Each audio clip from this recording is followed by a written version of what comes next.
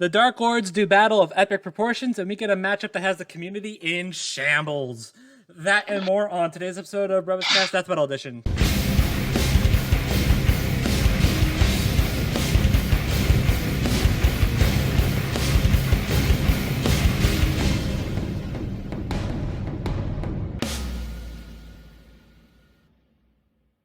Hey everyone, and welcome to another episode of BrobusCast. I am your host, Brobuscus, and with me today, of course, is ZDogg. I am here again. And we also have, once again, of course, Richard. A podcast is never late, nor is it early. It arrives precisely when it means to. That was an excellent quote. I like it. Thank you. And we also have, count them, not one, but two special guests. Wow. Both of them coming back. We have Sean. Guess who's back? And I appreciate you guys inviting me back, of course. And Koto. Where's the ideal? Nothing is real. Hold up high your symbol of cope. See, I just went with Black Clover song lyrics. That's what I went with. All right. Yeah, I have a full. Well, not a full out. Well, yeah, a full. All right, so we've got a very, very, very interesting discussion for you guys today. Yes, we do. But before we get into the thing, let's talk about the other thing. The big thing, the very epic things. I'm talking about Sauron versus the Lich King. Yeah. Epic being the key word there. Yeah, Yes. really. Talk about these bosses being big bads after all. Yeah. Holy crap. So, to the shock and surprise of at least a few people, Sauron pulled out on top, which Yeah. Whoops. actually, all right, okay. Yeah, that's a pretty big upset right there. Hooray! I wouldn't say that. There was no common consensus overall with who was gonna win. Yeah, I'm it's Sure there was. Like, I think the common consensus was the Lich King. I've seen like a lot of conflicting things, so I didn't know. Okay. I mean, the blog picked Sauron, so I was like, Yeah, It by was one vote. literally a coin toss. Yeah. After God. reading it, I was like, you know what? I think I'm actually gonna go with Sauron for this. And turns out, hey, look at that. Yeah. You gotta admit, though, this was really close. Oh, yeah. Probably Yeah. the Wait, first. the fact that the biggest deciding factor was experience is actually really cool to me. Yeah. Yeah. Oh my gosh. Yeah. I mean, like, I don't know, like. I mean, I can't really say like much on this because like I had to rely on a prediction blog that I didn't work on to make me decide like, oh yeah, I'm going for this character. I do feel bad for Tarok though because Yeah. he was very heavily going for Arthas, but Sorry, Tarlock. Yeah. Hey, look at it this way, Torok. At least you dragged Richard down with you. It's true. Hey, he caught ZDogg too, so there you go. Oh no! Yeah, he got the 2-for-1 special. He got 3 technically because he also got made. Oh, Gosh. that's true. That's true. He's on a street killing spree.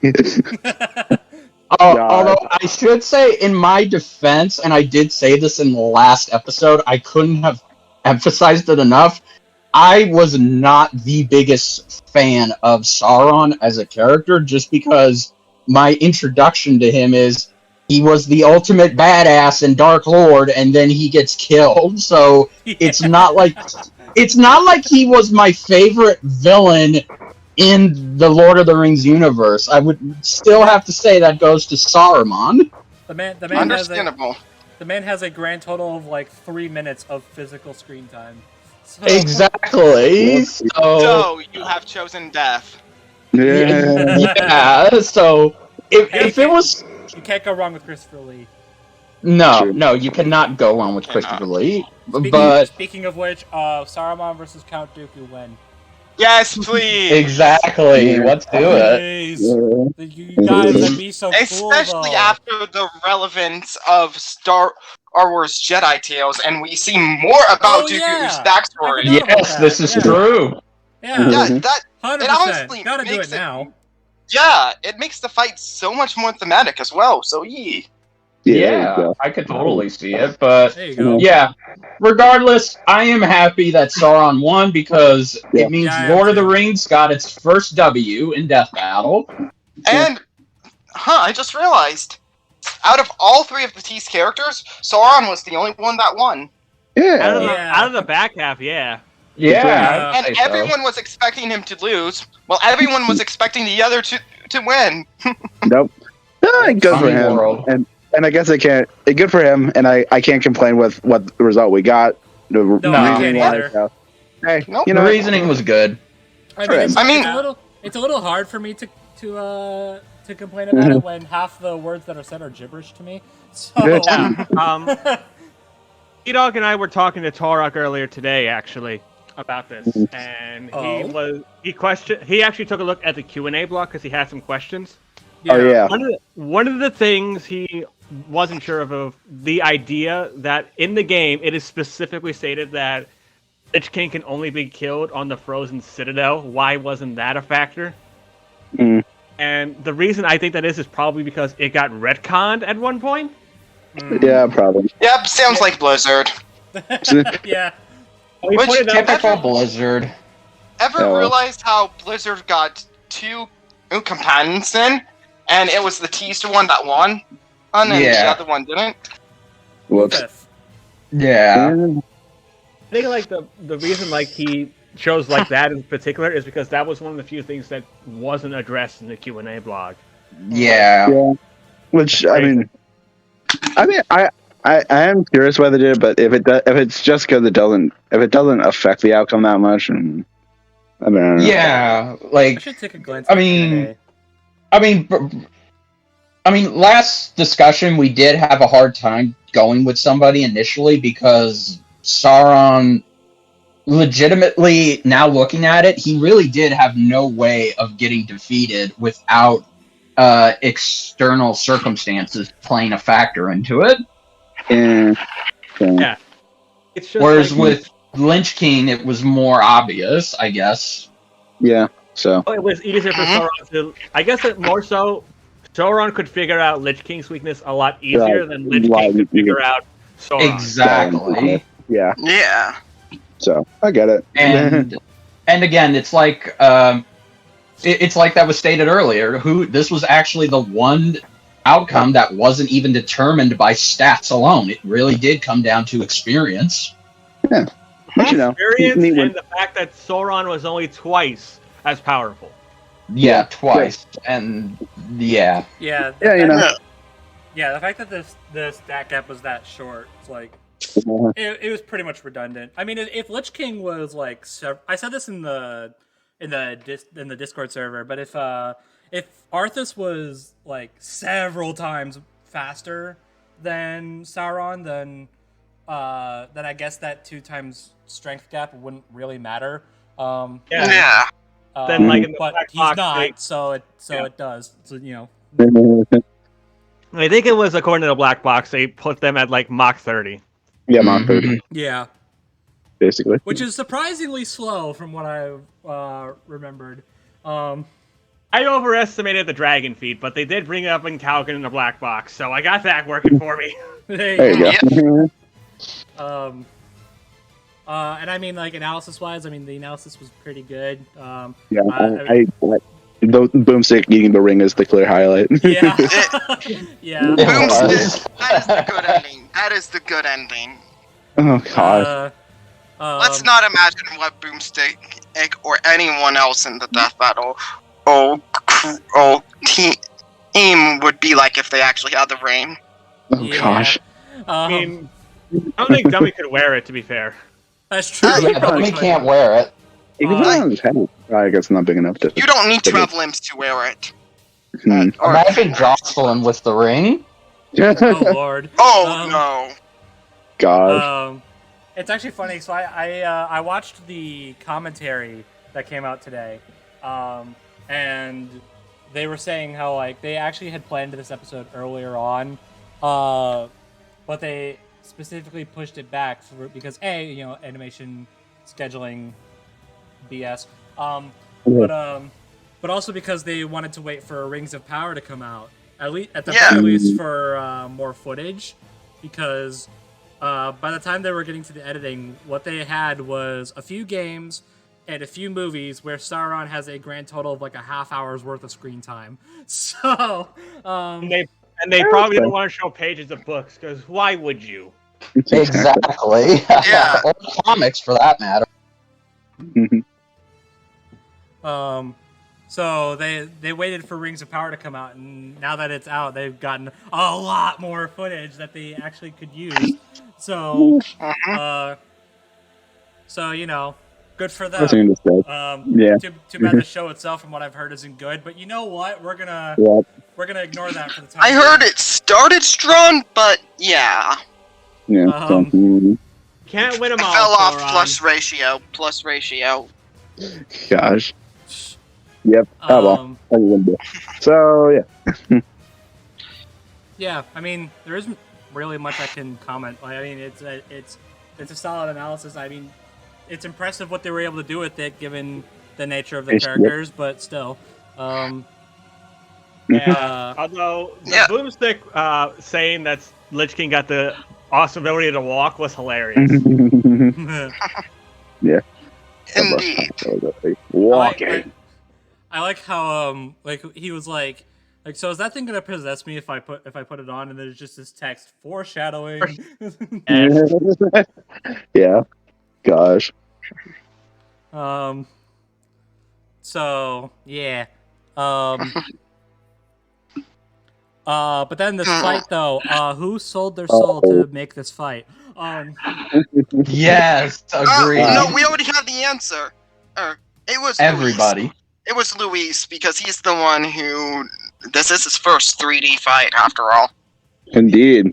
Yeah, well, it's true. Well, I would say everybody did, because, my god, it was a giant team effort, not just from Luis, who animated one section, but from the usual Blender team. Yeah. And, of course, just everybody. I don't shout them out very often, even though I really should, because they deserve so much credit. The VizPost team, just goes off on this one. Yes. Billy and his team knows what the heck they're doing. I think the best way I saw somebody describe this, and it couldn't be more true, is this is essentially the Blender version of Ganon versus Dracula. Oh, yes! Yeah, honestly, a little bit, yeah. That's a good way to describe it. Yeah. The heads are very meaty. They're slow, but they're not meant to, do you really expect these two of all people to be really But it feels okay, I actually feel like the jank and the slow pace with how these characters move is appropriate, because they are cumbersome and they're not all about fast pace. I mean, look at the armor Arthas has to wear for Pete's sake. I know, right? What the heck? It's heavy. It's frozen god blood. Do you think it's lightweight like leather armor? No, I can't do cartwheels. And Sauron, just look at not only how heavy it looks, but also just how much of it. That armor is extra. Yeah. I mean, it has to be. It has to be. The dude's he's a big dude. Exactly. I mostly question, how is he supposed to see? That is an excellent question. Unless he has the armor. I'm joking. Considering he can transform, I wouldn't be surprised. Honestly, I was about to say that. Honestly. I was just making an offhanded joke, but they looked fantastic, especially especially Sauron.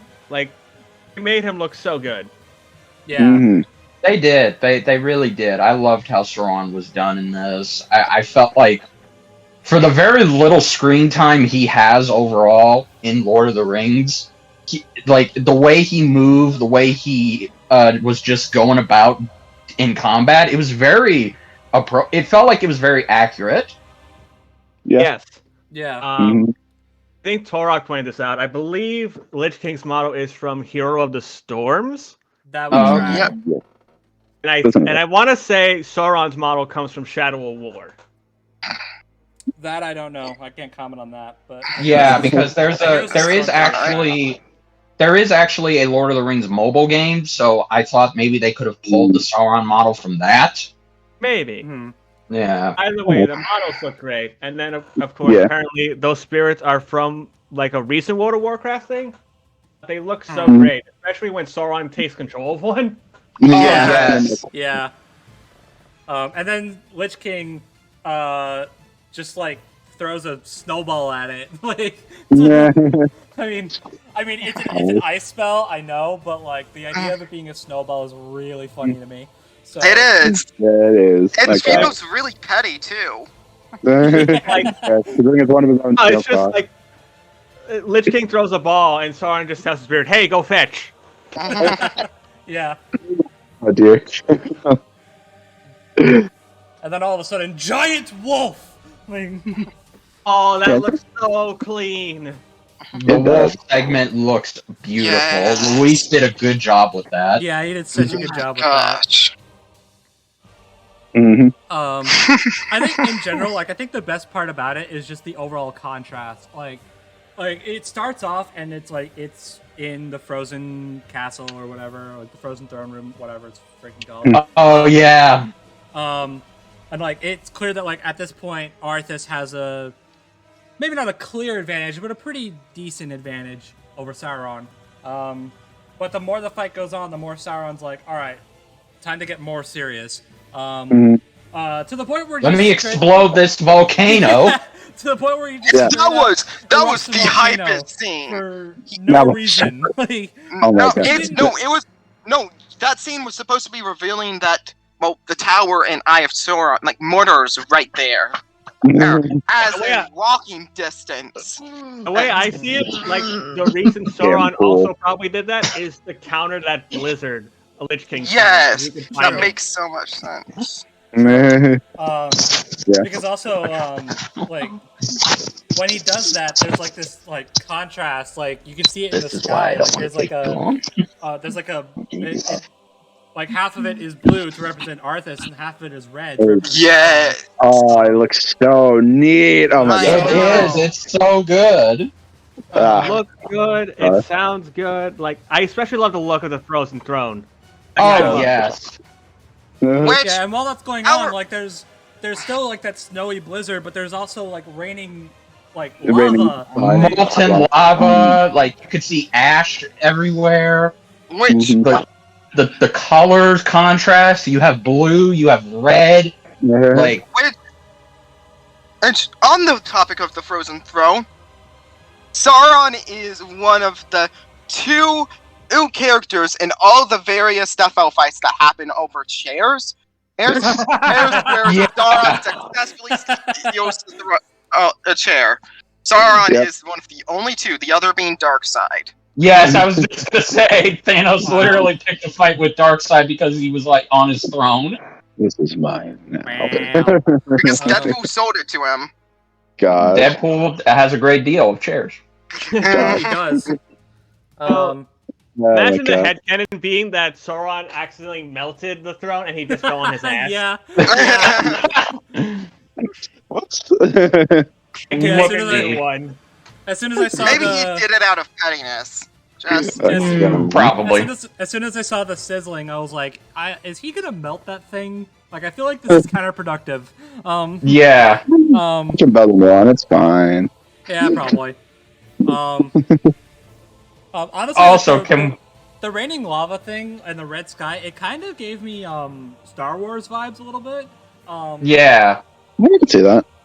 Couple that with just the sheer like presence of both of these two, like Mhm. just when Sauron like counters an attack from behind. And all you see is like his back and his cape. I'm like, is this like? Did they like reference like Darth Vader in this? Because I feel like that's where they were going, but probably not. It might have been. Maybe. I don't know. It was cool regardless, though. Oh yeah. Absolutely.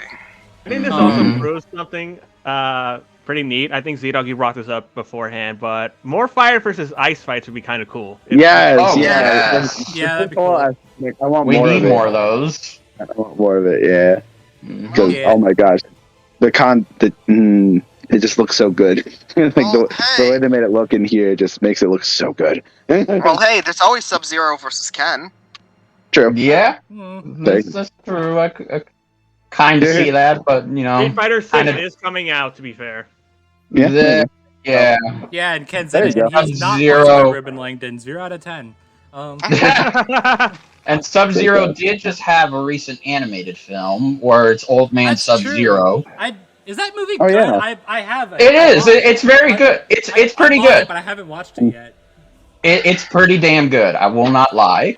All Probably right. the best MK animated film to date. All right, What once you I, will do is probably cry over how good the camera angle was. Oh God, yes.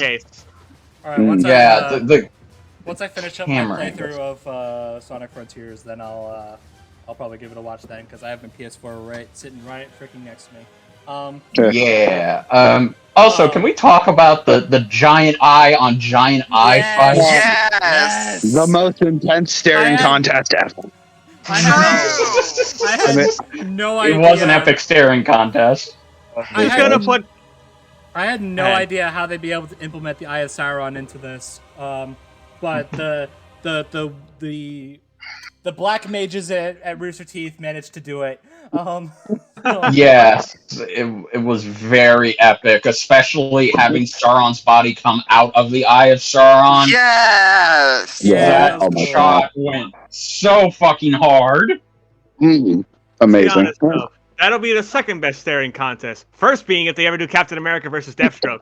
Oh God, Wow. no, Gosh. please no. Oh my Or, god. we all know Captain America needs to fight Kamen Rider.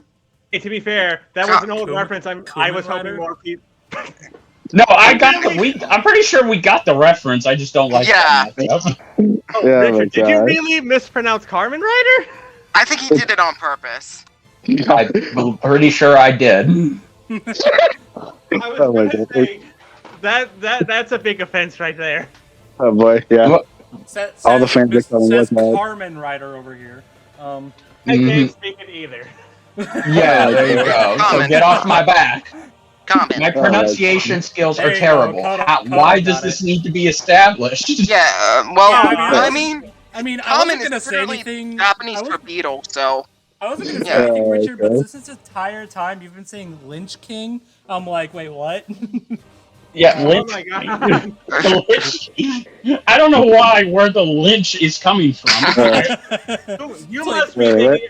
You must be thinking of Kane and Lynch. Honestly, that's probably where your mind Like, is. Probably. I don't know. I It's like mean, every time. It's like ever since Oh, Sauron okay. got teased and we kept bringing him up, you kept saying Lynch King. I was like, wait, what? Hey, to be fair, to him, also Torok was getting it confused. He kept saying the Lich King versus Arthas. yeah. Yeah, you guys also keep saying Sauron. I'm like, oh gosh. Okay. Well, I Okay. mean, That one is actually excusable because Sauron sounds like Saruman. Sauron. Okay, Sauron. okay, sure. His name's Whatever. too hard to pronounce, let's be real. Anyways, epic staring contest. I'm pretty sure Sauron won it. Yeah. Yeah, Sauron just jumped out at Lich King going, haha, you blinked. he stared at Lich King so hard he broke Frostmourne. What? Oh my god. I love the brief flash of the Eye of Sauron in that moment too. Yes. Like, oh gosh, that's got so much impact to it. I love it. Mhm. Looked so good too. Like the actual eyes looked fantastic. Yeah. They did. They animated this very well. Indeed. Yee. Like, What do you need to say about this episode's animation that everybody unanimously isn't saying? This is probably the best blender fight of the season. I will say, Honestly, it might there. just be the best blender fight just in general. I would it's say definitely that up too. there. I will say, It's definitely up there, I would say. one moment that did have me like, wow, this animation's weird. At first was it was when Shoulder Sauron pad? was like flailing around at Arthas before he got stabbed. I was like, wow, that looks off. But then I remembered like, oh wait, that's the plague. All right, that makes sense. Now. Yeah. All is right with the world at this point. Wasn't sure. I don't think a lot of people knew what that was when they first No, saw I it. had no idea. Yeah. I I had didn't no realize idea. that until you guys brought it up. Yeah, at first I was like, wow, that's. But I was like, wow, that is really weirdly animated. And then I'm like, oh wait, Sauron is being affected. Got it. And he just like, Which well, is why screw he this. shed his mortal body in the first place. Yeah. Yeah. Yeah. Screw this body. I'm getting a new one. Mhm. Who needs this body? I can just get a new one. Indeed. Yeah, and then the death itself. I mean, it's simple. Like it is a little weak, but at the same time, I feel like everything around it, Once you makes fully up for it. understand what's going on, because it is hard to tell at first, Yeah. at time. Yeah. So, I love the symbolism of it. All the souls that were in Frostmourne, Sauron takes control of them just to juggle Lich King. And then Oh, absorbs wow. all of those souls. Yeah, that's cool. I like that. It's great. I mean, I can see this being the weakest death of the season, but I think in a bubble, if you just look at this episode on its own, the death is actually very fitting, and I'm very happy they took a simplistic approach to it, because I don't see Sauron just cleaving the Lich King in half. Yeah. Yeah, probably not. Although, to And be fair, this feels so much more in character, so much more petty, and also just... Yeah. Symbolic, like you said. I just love the idea of just the Lich King just plopping on the ground afterwards. Yeah. Yeah, he did the famous Cloud Strife face plant. Hey, Yeah. everybody there you knows go. that flop. Gosh. And just the way the eyes went from blue to darkness. Yeah, But it's that was awesome. good. I can just imagine like some random YouTuber or whatever, just like once that moment goes, just go like as soon as Lich King's body hits the ground, you just hear "Bleh." No, I am the Instead dead. of that loud clunky sound, you just get "Bleh." Gosh. I don't know why, but I would put. The music I would just just cuts put it- off. Like, I would just do the heavy "I am dead" line. yes, do that. I'll I work on am that after dead. this podcast. Well, Thank you. You are dead. Not big super ice. A big surprise. I am curious though, because we're praising this animation, and it is most likely a huge contender for the best blender fight of all time. But now that just raises the question. It's like the season finale's got a lot to live up to now, because I feel like this should have been the season finale. Agreed! I'm sure they'll I pull still off think something. it's Gru Megamind. I still think it's gonna be Gru Megamind. They had a big hype moment. Like, they had a moment of like teasing the finale during the commentary. So clearly, they seem pretty confident in what they're doing.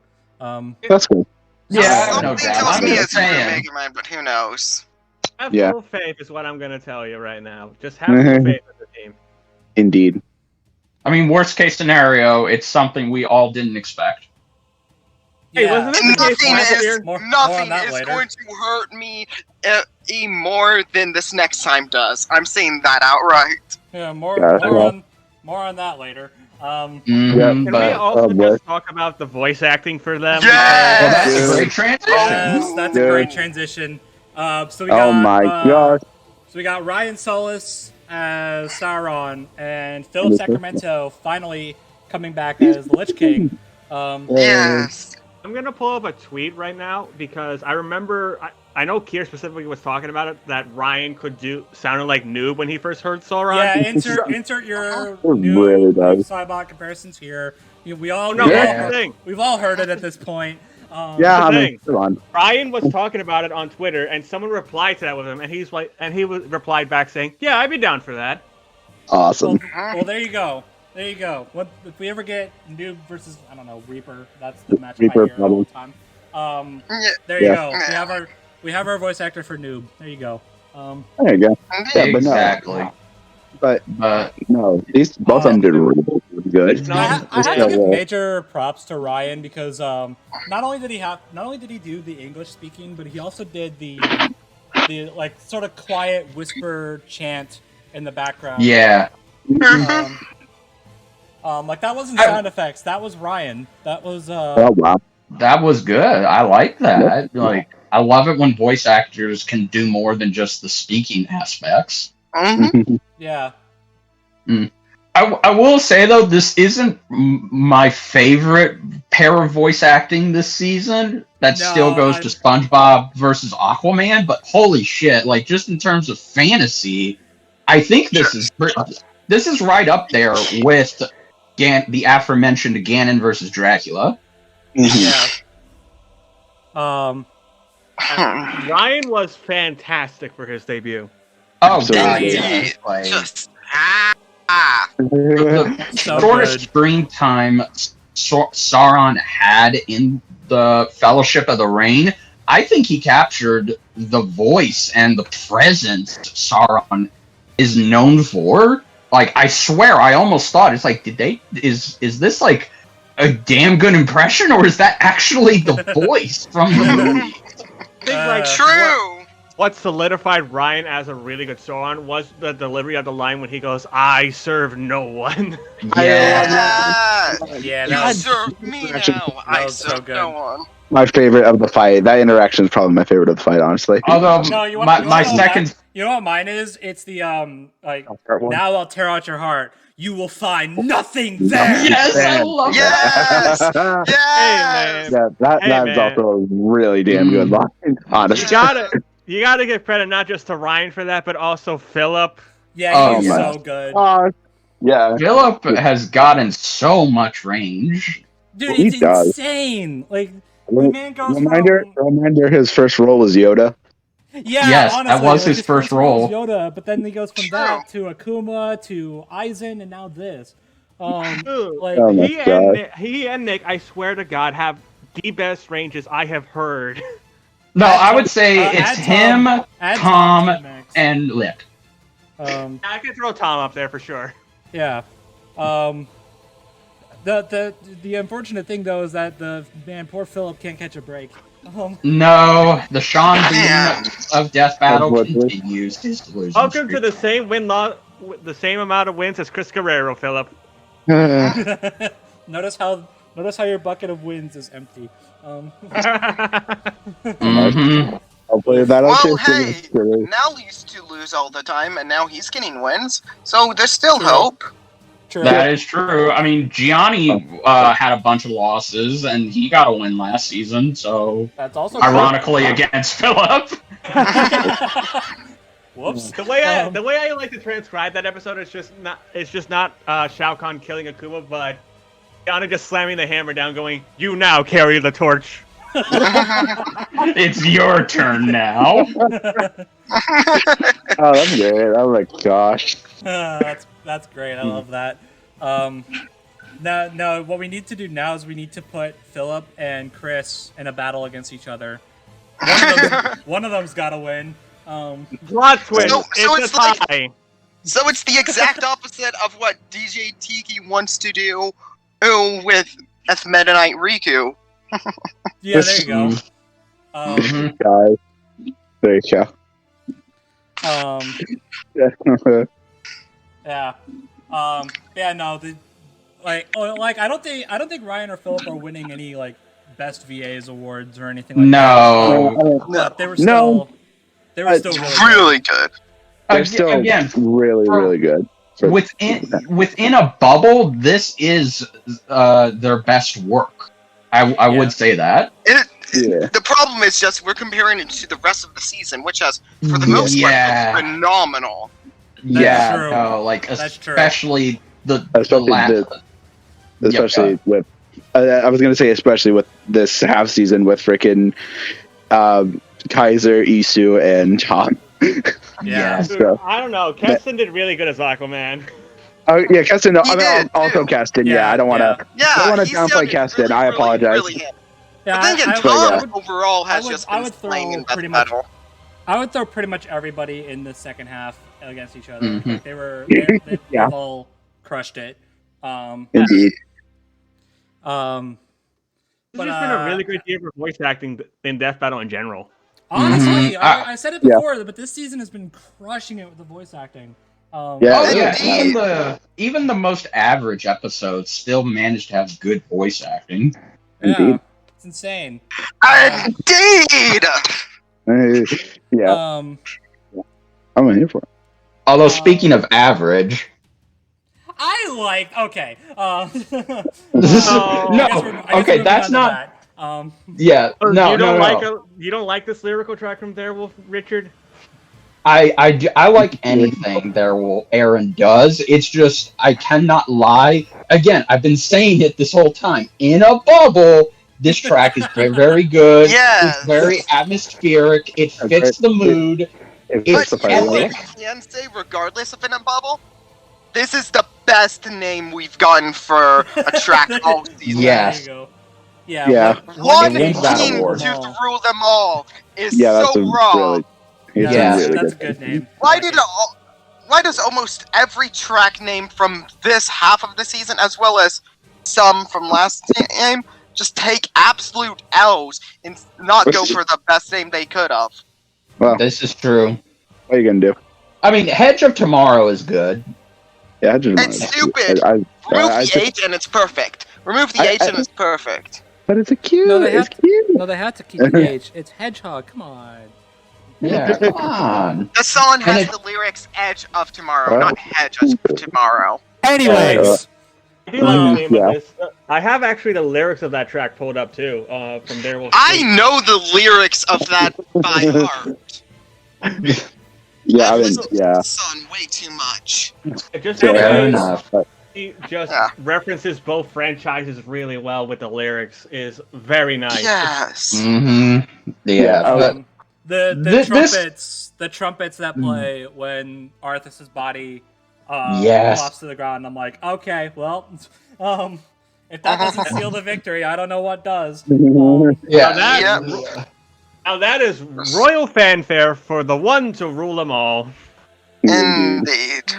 I like that. Okay. It works so well. I feel like Sauron vs. Lich King is definitely a more cinematic approach as far as animation in general goes, and the soundtrack went with that so well. I want to see more from that with the Blender team. Let's for the Blender team, can we get more cinematic fights overall? While for the Sprite team, that's where we get the more fast-paced, bonkers stuff. I mean, we unfortunately it depends on who gets what, I believe. But I do Also agree with fast what you're for saying. I Yeah, mean, it's not a matter of. A lot of the time, an animation team will specifically ask, like, "Hey, can I do this? Can we do this one?" And they'll be like, "Oh yeah." Yeah. Yeah, or they'll get assigned something that they isn't in their wheelhouse, like Yeah. Michael versus Jason, for example, with Devil Artemis. Like I've had a theory with that one, but time and place. yeah. Yeah. Like regardless of who does it, to prove what I was saying, let's harken back a little bit. So everyone was complaining about Genos versus War Machine being hand drawn instead of like Danny versus Jake, but Us included. But the thing is that the hand drawn department specifically wanted to do that. Like they specifically Yeah, Yeah, it was their they said, choice. hey, we'll take that one, and they were like, oh, well, all right. I kind of thought this fight over here would have been better for you, but all right, here you go. Am I in the minority when I said I really like War Machine versus Genos? No, you're not. It's a good You fight. kind of are. It's I mean, really it's underrated, fine. honestly. Yeah, it's not my personal favorite hand-drawn fight they've done, but I feel it's like not. It's not winning any awards, but it's a good episode. no. it's a I good mean- episode overall. Omnilander. Yeah. Omnilander of hand-drawn. yeah. But it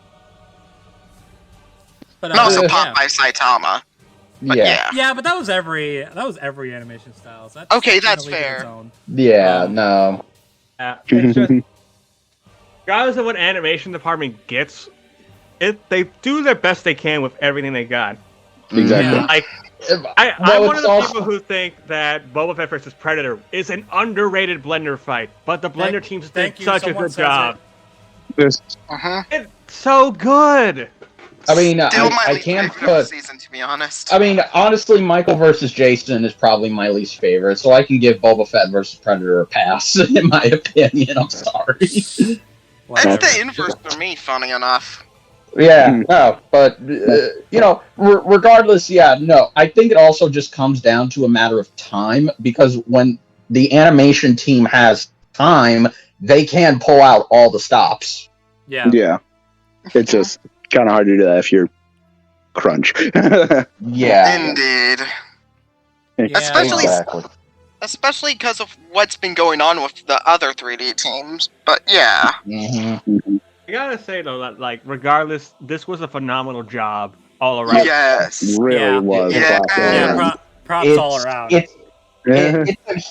I keep saying this a lot with the best episodes we've seen, but this is all a huge contender for my top 5, maybe even top 3. I can definitely say this is going in It top is 5. in my top 3 of the season. Straight up Yeah. number 3 right now. It's up there. I mean, I'd probably argue it's in the upper half, but I need to also reevaluate. Here's Yeah, the thing: if I we're need to counting reevaluate Excalibur, my list, so the way I don't wanna- see it, if we're counting Excalibur versus Raiden, that's probably my number 1 of the year. fair. Understandable. Fair. I can't argue that. Yeah. Yeah, we'll probably count that one for our ranking video when we do that. Yeah. I gotta Mhm. figure out if we're gonna count that because that'll be interesting to talk about again.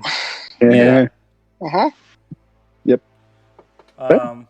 Yeah, it probably should go into that again when I'm not incredibly bitter over it.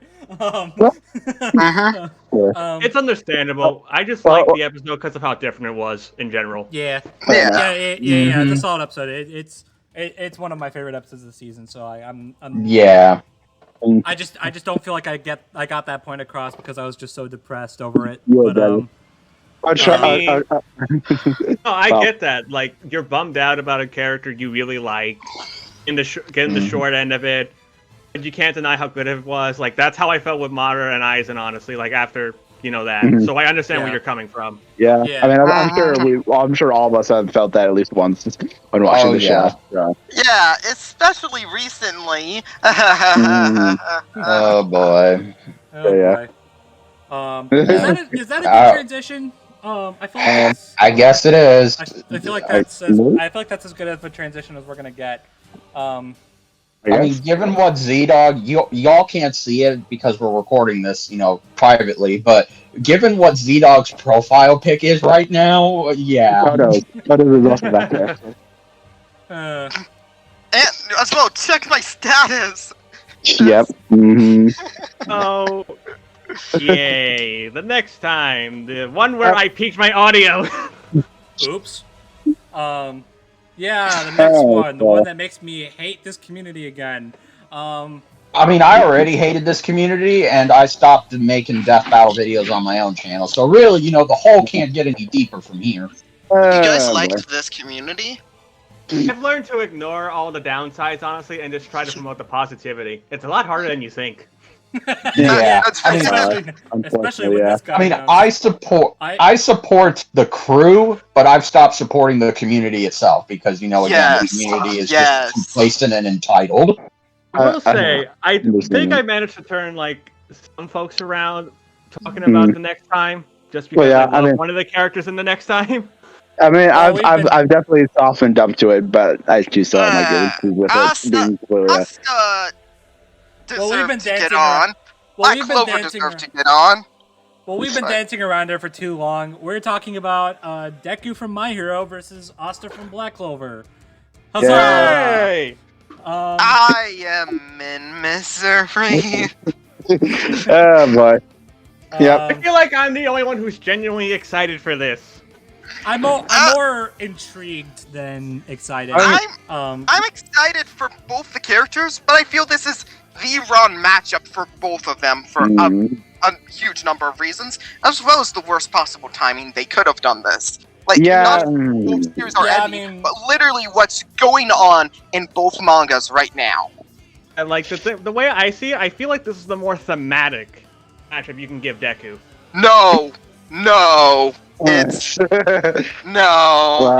If you're gonna say Deku versus Gon, you can get out of this call right now. I'm just gonna tell you that right I'm now. not. I'm not. No. Speaking of Gon, I have a trivia fact about Hunter x Hunter. Did you know that bungee gum contains the properties of both rubber and gum? Because bungee gum contains the properties of both rubber and gum. I had to deal with that a lot during the call. Honestly, you can right click and then there's a mute button. No, not actually. Oh, there is. All right, that's good to know for later. Yeah. That's good to know. All right. Anyway, but no. Hunter Hunter, so I don't. But yeah. There's two fights that really stand out for Izuku as being very, very, very incredibly thematic. One of which hurts both me and ZDogg that they're not happening. Those being Izuku versus Miles Morales and Izuku Midoriya versus Izuru Kamakura from Danganronpa. Okay, look. Let me just say this. Oh boy. All right. No, hold on. No, Richard, I gotta comment on this. All right, fine. You tag in. Okay. All right, let's. Izuku versus Izuru. Thematic? Sure. Does it work? Absolutely not. Hey, someone agrees with me on this. Like, Izuku versus Gon. I've hated this matchup for so long, but god dang it now, I kind of wish it would have happened. I would have taken Gon over Asta personally because disagree. That matchup is garbage. Well, I mean, I'm just gonna bring up real fast. It's mostly because Asta, the big thing that makes this match quote unquote fair is that Asta at his strongest has a very short, like second long time limit. Like not literally a second. And what is he working on in this arc? Working on that time limit. And he's literally training to make sure he doesn't have to deal with that. I do want to bring up. God. I was gonna say, like, the biggest difference as well is magic versus quirk. Yeah. A lot of what Asta can do focuses on shutting off magic, and as stated in Zuko versus Todoroki, quirks are not magic. Yep, and that's true. That's also gonna heavily limit Asta to only being able to use a few of his abilities because he has to be fighting an opponent who's magic in nature in order to use a large part of his arsenal. Otherwise, he's just gonna be bringing out the black cloak, the power upgrade, and of course his swords. But he's not going to be able to use the abilities of them because he's not fighting someone with magic, which ends up making him. Like that's not entirely true. Yeah, it is. Not really. Yeah, I do want to say this. Sorry, before you go. This was brought to my attention, and I do concur with Kira Armstrong, and I still feel the same way about Saitama last season, but Izuku Midoriya should not have been in this season. Neither should have. I guess if we're going that is obviously there's the other big elephant in the room for me personally, but in general, like getting negatives out of the way right now. Yeah, they really should have waited an extra season to do this, in my opinion. Both are really on their final arcs. Yeah, because even worse, because as of this recording, as of this death battle being announced, Kira did tell me that they actually now just introduced a new quirk for Deku. Yep, that was a because few of weeks course they ago. did. Because that was the final one he was going to get, because that was the final quirk of the holder of One for All. Way I look at I think this, that completely ruined My Hero for me. But anyways, the way I look at this, to be honest with you guys, is that I think the team at Death Battle feel like it's a good time because of the ending of both of these series coming up. They feel at this point in time, it's not going to matter too much if you add on top of their stats and what they can do. well, also So like, the idea of them like they introduced Deku's final new quirk like that.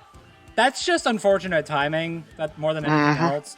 Like that's not really on Death Battle. Like no one could have predicted that.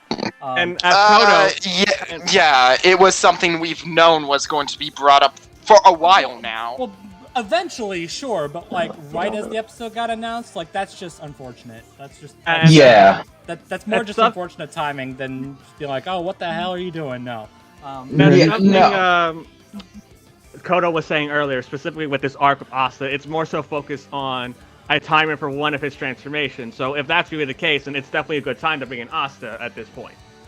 I can see that, yeah, but here's the thing: if Deku wins entirely because it's a Rock Lee Sanji situation where Asta at his strongest, it's because of his transformation, and he can outlast it, given he can only maintain it for a few seconds. And then realize how poorly that'll age once the time limit no longer becomes a factor for Asta, which is literally what he's training to work on. Okay, well, I guess if we're getting into the debate section early, because we usually say... I'm not. Let's not. I'm just doing this as a theoretical. Okay. Here's the thing. Here's the thing with the whole they're doing that. Like, I am okay with Death Battle using people before. Obviously, it's kind of inevitable. Like, I was okay with like Saitama. I was okay with like a lot of Marvel and DC, but it just rubs me the wrong way considering both franchises are at the finish line. Like if they're both at like about to end, I would have rather. They're both ending next year. They are both ending next year. I think My Hero's getting rather than waited. Personally, I don't know. I think My Hero's ending is getting extended though. I think I've heard that it's not actually going to end next year. It's hard to say, like what goes on behind the scenes when making the mangas, honestly. Yeah, exactly. Yeah. But I will. I don't know.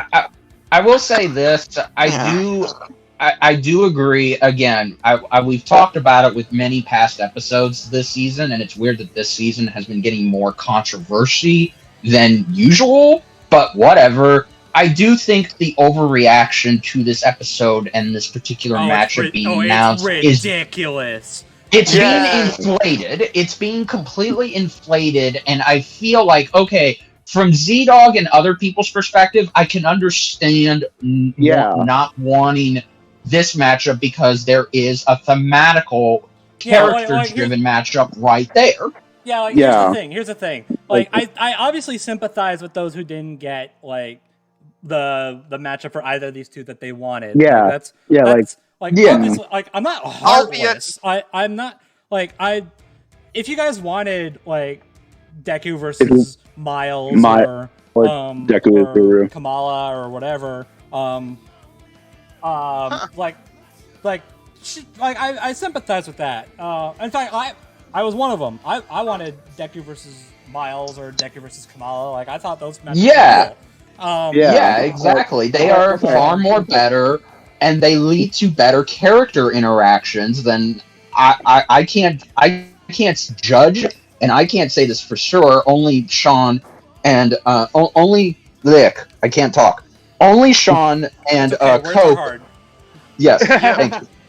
Only Sean and Cope can. They can comment. I'm calling you that because that's what I go off of what is their Discord names. But anyway, Kopo and Sean can most definitely tell would this episode be the best interaction wise for both Deku and Asta? Excuse me. In a way, yeah, because of the theming of it. The way I see the theme of Deku Asta is these are next generation shonen protagonists, one without any powers of any kind, wanting to become the number one in their respective worlds. And through hard work and training, that's how they're gonna get there.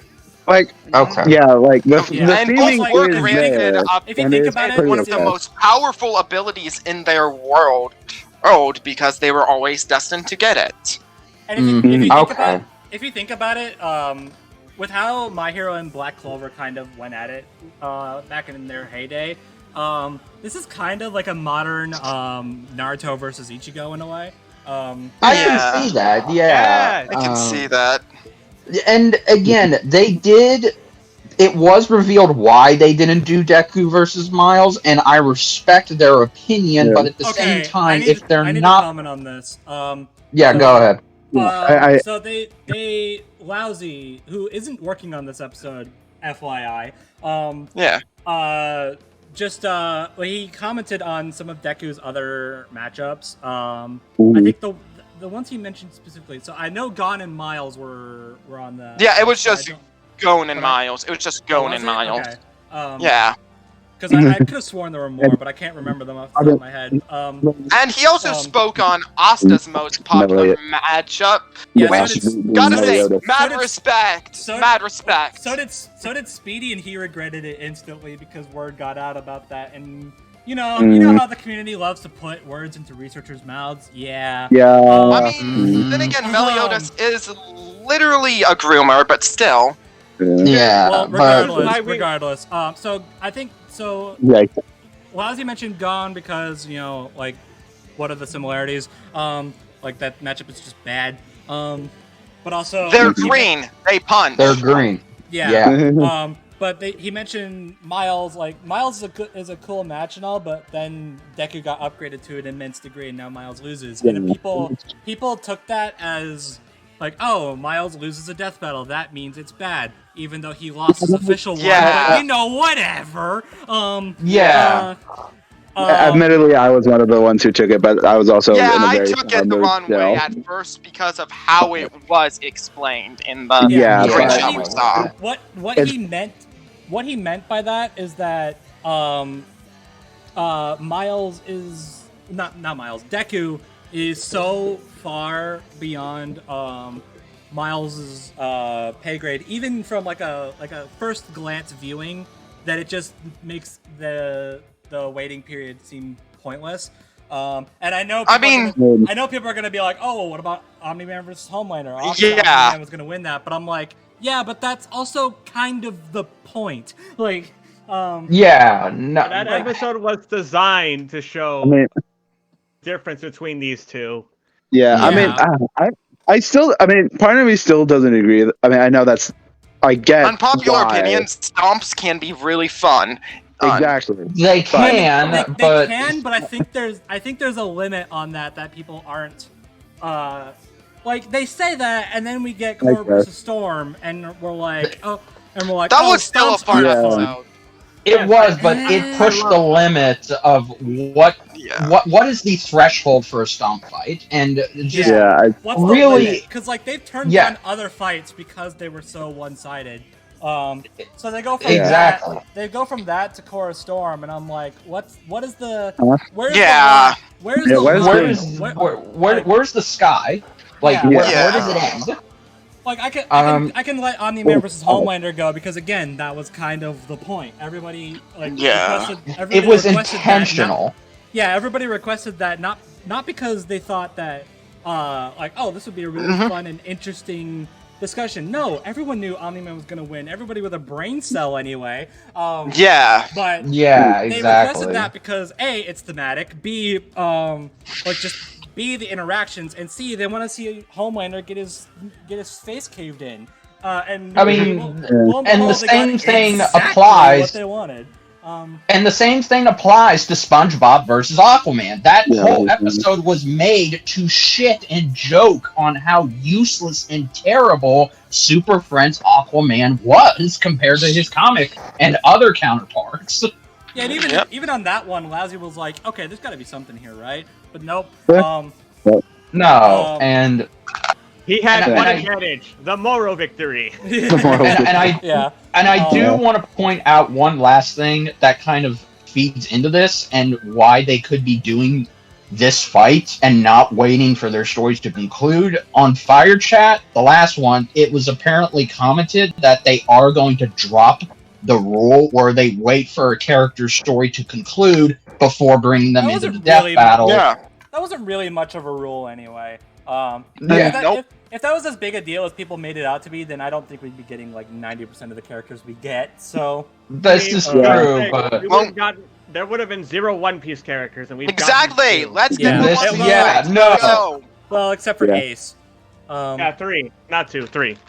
We would have gotten Ace, and then there we go. That would have been it. Yeah. Yeah. I mean, But, I don't know. I mean, I still stand by my gripe on that because, again, like, it's right there. Like, the finish line's No, right there. But I Get it? understand that. I understand that. But at the same time, I feel like a lot of the reaction to this episode's announcement has been incredibly okay. like, Okay. Well, negative. yeah. okay. Well, From what if- I've seen, I think so far out of everyone I've seen, I'm the only positive one when it comes Nah. to this one. I mean, You're one of You're them. not. Apologies. I can I guarantee am- you're not. No, I am Oh, excited for this episode because Deku is finally getting into Death Battle. yeah. Like, I am happy about that. Like, Yeah. here, like, if I may take the floor for a second on Go this ahead. whole thing. Mhm. Like, listen, coming from someone, like, listen, am I a little hurt that one of my most wanted is basically has nails in the coffin? Yes. Do I wish that Deku and Asta could have fought someone else? A little bit, yes. Am I making a big fuss about it? Okay, well, admittedly a little bit, but mostly Mostly in private Well- circles. but yeah, but mostly no. Like I like, and is that gonna stop me and Koto from liking Miles and Izuru as opponents? No. Like, you can like It's not like, you can be disappointed all you want that this is happening, but and look, don't look make a fuss about it. Like, if you And wish looking at- it was one of Deku's many opponents, that's fine. And if you Unless wish it it's was Deku Asta- versus Broly. put an asterisk yeah, on unless it's many. always, But anyway. unless it's a fight match with that. But yeah, like, but also, like, don't like. There's no reason to make a fuss about it. Like, look, at the if end of the team wanted to do Asta, they wanted to do Asta. That's see, that's exactly just the that. end. Okay. Like No, that's the big that thing. is the end of the story. Like, and They wanted to you- do it, and you should- therefore they're doing it. Like, Yeah, that's- and you- that and, is like, literally it. and like I also feel it should be important. Like, you can be allowed to be disappointed. I don't want anyone to get shut out Sure. emotionally about it. But here's the thing: if you were going to be making an emotional fuss, like if you're going to be causing havoc and fussing about it, that is where the line should be drawn. Like, you can Yeah. complain about it complain about it to your friends. I know me and Koto have. Mostly to each Um, other. I can't Mostly confirm. to each other. Yeah. But don't harass the team, please. Like, Look, they're not that is like the like- team are not entitled to explain this to you. Like exactly they wanted to do it, so they're doing it. Because It's literally It's that their simple. show. Like It's it's their Mhm. show. You want another match so bad? Make your own show. exactly. Or heck, keep requesting I- it. It's not gonna say it's not gonna happen. Like, No. like the Yeah, worst. I have here's said the- this. Here's, Go here's on. here's the worst thing that's gonna happen. Okay, Deku and Asta are gonna miss out on a few of their new abilities that they got literally just as this episode gets announced, and then like 3 or 4 years later they come back to Death Battle. That's literally the worst possible scenario, and that's still the best thing they've got going for them right now. Like they. Yeah. And If you want Deku versus a freaking like rock. I don't freaking care. Like keep requesting it. Maybe it'll happen in the future. Yeah. Just because they're getting in now doesn't mean they're not going to get in later. Like it's. Yeah, exactly. I completely understand the commotion, around it. Don't think I don't. I obviously do. Yeah, but again, please be civil about it as best you can. That's all I'm asking. Yeah, if that's even possible. For the love of all that is holy, please stop putting words into the researchers' mouths. Yeah, don't do that either. I've seen so okay. Like when Speedy commented on Meliodas, and how he's a groomer. People took that and was like, so having 2 serial killers in the last episode is fine, but having a single groomer is bad. I'm like, well, here's the I think thing. it's more so that the fact that Meliodas is not a villainous character. He's always portrayed in a good light. Yeah, and all of his actions are treated as like, oh yeah, this guy's our hero. Jason and Michael are treated as the embodiments of evil. They're treated as bad people. That's their whole point. Meliodas is treated as a good person. That's not true. And sure, people have been like, oh, well then just don't bring it up in the episode. And it's like, okay, yeah, sure, but the researchers still have to read that. But here's the thing. They still have to go through it. Actually, no, they have to bring it up because it's actually a major part of his character and his story. I'm not lying about this. I have read most of Seven Deadly Sins before dropping it. That is a major part of his story. The fact that he's always going to be attracted to the same person, and because they're constantly going to be reincarnating, regardless of their age.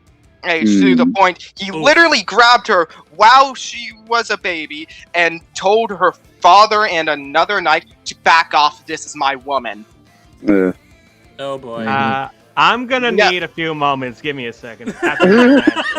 Yeah. I'm becoming an uncle very soon again, so I need a second. Right. Yeah. No.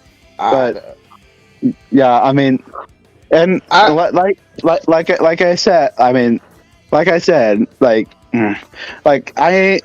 I am still hurt about it that I can't bask in the most wanted glory of my friends.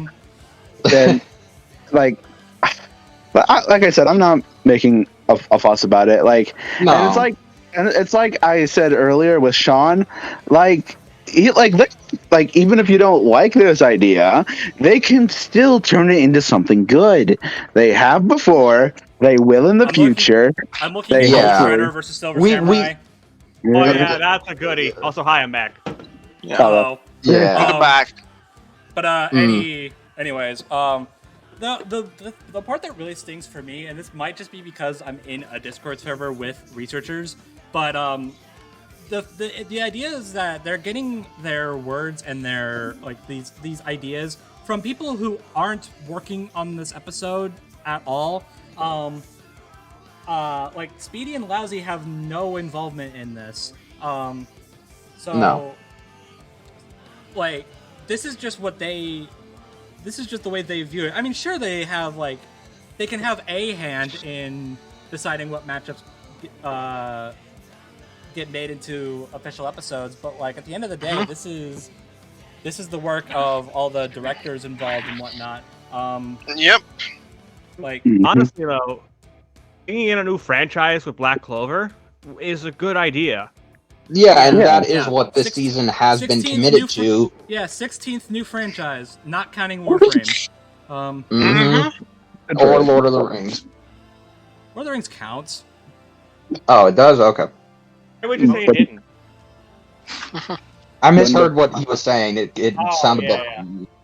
Yeah. 16th new franchise, not counting Warframe. I mean, I guess even if I did count, I guess even if I did count Warframe, then I would have to not You count would the have to count- boys, which would bring me back to 16 anyway. So Yeah. That's fair, but Yeah, just say 16 new franchises Yeah, in general then. yeah, 16 Yeah. franchises. Let's go. Yeah. And we And- don't Yeah, even know what the exactly. finale is yet. Oh Lord, help me. It's Lord gonna be help Crew us Mega all. Mind. Let's go. Oh boy. Oh boy.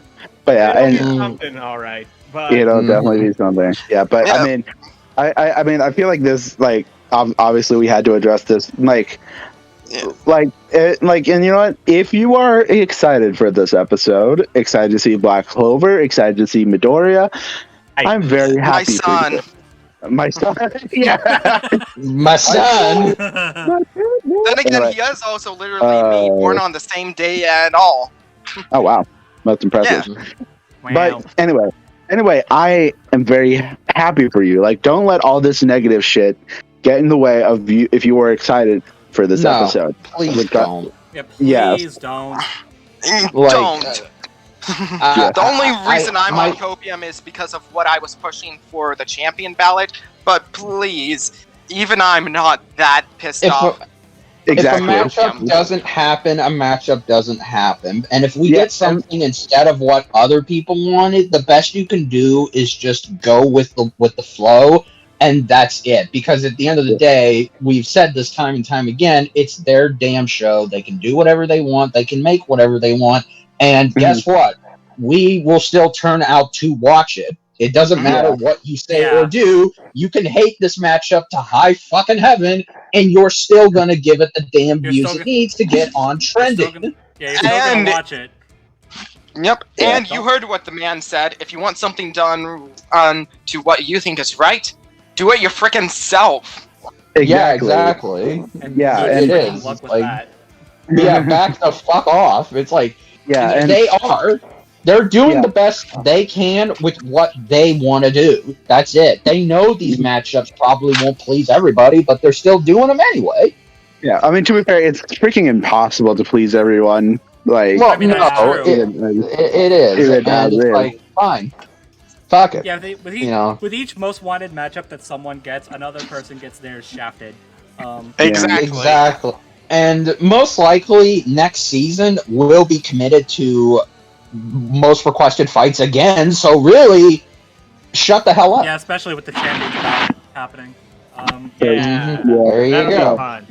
and I mean, I guess Koto. I'm gonna power home upon Koto said. It also you can still like it as a general versus idea. Like, Death Battle isn't the only show. You can like ideas in general as a versus match. Like, Death Battle isn't the only versus show, and yeah. No. So Yeah. feel free to keep liking it regardless of what happens on Death Battle. In the immortal words of Stan Lee, well said, true believer. Indeed. Not only that, but like you guys are still gonna watch it anyway, so you know. There you go. True. You can't boycott Death Battle. We Yeah. know for a fact that the community has tried and hasn't succeeded. Exactly. So, Yeah. all I right. mean, look at So every episode where a Dragon Ball character loses, after all. Oh Lord. Reaction. Yep, for real. Man, the reaction videos are fun. I can't watch a good. I've been trying to find good reaction videos to Trunks versus Silver, and they are very few and far between. So sad. Oofa. 'Cause Well, everyone- we'll have Reese's reaction eventually. True. Hell yeah. True. Cool. I'm so excited for him to get to that one. Also, Same. Thor versus Vegeta, which should be Yeah. that should be in the next 2 weeks. Yeah, Yeah, it 'cause should. next week is Ron Tanjiro and Dan and Thor Vegeta. Yes. Yeah, All right. the schedule's correct with that. Thor Vegeta will happen Saturday, and then Monday should be Deku Asta. Yep. Yeah. Yep. Speaking of also- which, shall we? which Can also- we talk about this fight? Okay, yes. Yeah. Let's get the positive aspects out of the way now that we have all our Yeah, now negativity that- out. I am still. Let me inhale some copium real fast. I apologize for the blown out eardrums. You are forgiven, at least for me. Oh my god. Okay. Anyways, I'm still looking forward to this episode. Same.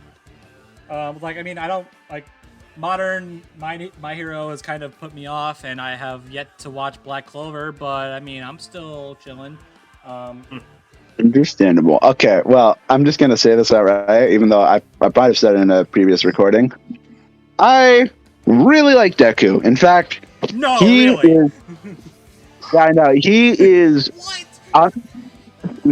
Yeah, I know. In fact, bar Luigi and maybe tied with SpongeBob, I'm not sure. He is flat out my favorite character they've used this season, and my favorite character they've used on the entire show. Like, My Hero Academia is kind of my gateway into watching anime because a friend showed it to me in high school, and I have just loved it ever since I've watched it. I have been very attached to it, so I am very excited to see Midoriya. Deku is your comfort character. I am in the exact same boat because Izuku is my second favorite character they've used of the whole show, and my third favorite character of all time, under GA and Pet. And yeah, ZDogg, I'm starting to think you have a special attention for characters that are green. Well, green is my favorite color, so I mean, maybe. fair. Besides the fact, you're also a big fan of Mako from Kill la Kill, if I recall. Yes, Mako, my goat. Anyway. Hallelujah. Oh, dear gosh, when she I wanted Yeah. to say that joke, Koto. Go ahead. I'm sorry. But Izuku is one of my favorite characters of all time. In fact, a character I heavily relate to. Oh hell, I was born on the same day as him. July 15th.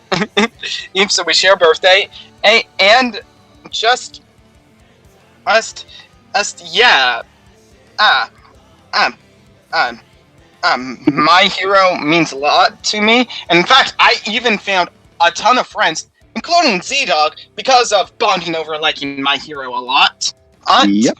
And Black Clover has low-key one of my top 5 favorite story arcs in any anime manga I've experienced ever. The Elf Reincarnation arc is phenomenal, despite the slow start that I had with Black Clover. I mean, with My Hero, it took me a while to get like behind the whole series in general. The way I viewed it was X-Men, but anime. Yeah. Same. It took me a hot minute to actually suck it up and watch the show. I literally had to make a bet. I had to make a bet with you. Yes, yeah, you did. No, never forget that. Hey, I followed through. Yep. And I sat down, I watched it, I was like, all right, this is neat. I think I still haven't seen season 5, so I'm like, Yeah. Well, at this rate, I'm just reading the manga so I can catch up before the episode. You're welcome, by the way. Thank you. But like, I just kind of stopped watching, like, not really for any particular reason, and then I was told about events on the manga, and I'm like, okay. Which, from what I know, the whole added quirk thing. Yeah. Well, it makes more sense when you actually learn the exact power that was possibly behind, and you think and realize, this actually makes sense. But yeah, it was absolutely sure, but it like to me it felt like it kind of like it took away what was special about Izuku. Yeah, it took the most interesting aspect of the show and was like, hey, what if we didn't do that? But yeah, like the most interesting thing about My Hero, about Deku to me was like, he was born quirkless, and then he met his big hero, and literally big, almost a huge guy, but anyways. Yes. In height department or muscle department? Answer: yes. Yes. Well, in that form, that is. Yeah. Well, we don't need to go into that. But anyways, so like he basically gets a quirk from his biggest idol. But it's like he gets, but to me it was like he got that one power, that was it. was like, that makes it interesting. Well, he's got to learn to Especially control because of the drawback of it. Because it'll mess exactly. Like he had to learn to control his power so that he doesn't, kill himself. Now. But Yeah, now here he is with like. Don't recommend doing that. It's not good for your health. Yeah, really. Yeah, don't listen to Trotsky. Don't listen to him. Oh Lord, yeah, we don't need to talk about that. Chapter 1. Don't remind me. Oh dear. I still hate that son of a gun. Anyways. He grows on you. Like a fungus, but still, he grows on you. Anyways. But now here he is with like 15 new quirks, and I'm like, wait, what? Like, I don't know. I feel like that kind of defeated the point. Like, it's 8 overall, technically. I mean, he got 6 new ones. I was exaggerating to make a point. Yeah.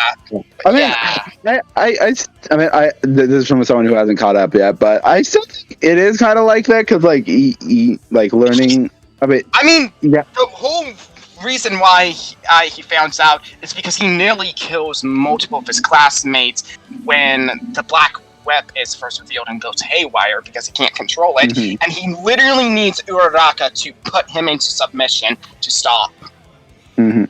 So, yeah, I don't know, but I mean, I do get where you're coming from, but I mean, I don't know. I still think it's neat. I don't think it distracts from his character at all, personally. So. I think personally, like, I don't know, like, obviously, like, it's whatever, and I do think what they initially went with was interesting enough, but I think it would have been a little bit more interesting if maybe Deku didn't have a quirk at all. Yeah. Maybe, I don't know. Like, because, like, the big question he had at the beginning of the series was, like, can you still be considered a hero without a quirk? Which... I'm trying my hardest not to talk about manga spoilers, by the way. I'm just saying I think it would have been interesting if the answer was yes, but All Might literally says in like the second episode, like, oh yeah, no way. I was like, oh, okay. Well, there goes that. Well, I am going to say, Izuku is technically not the only one of only character that started off quirkless. That's a major part of the cast. And, well, I'm throwing out predictions.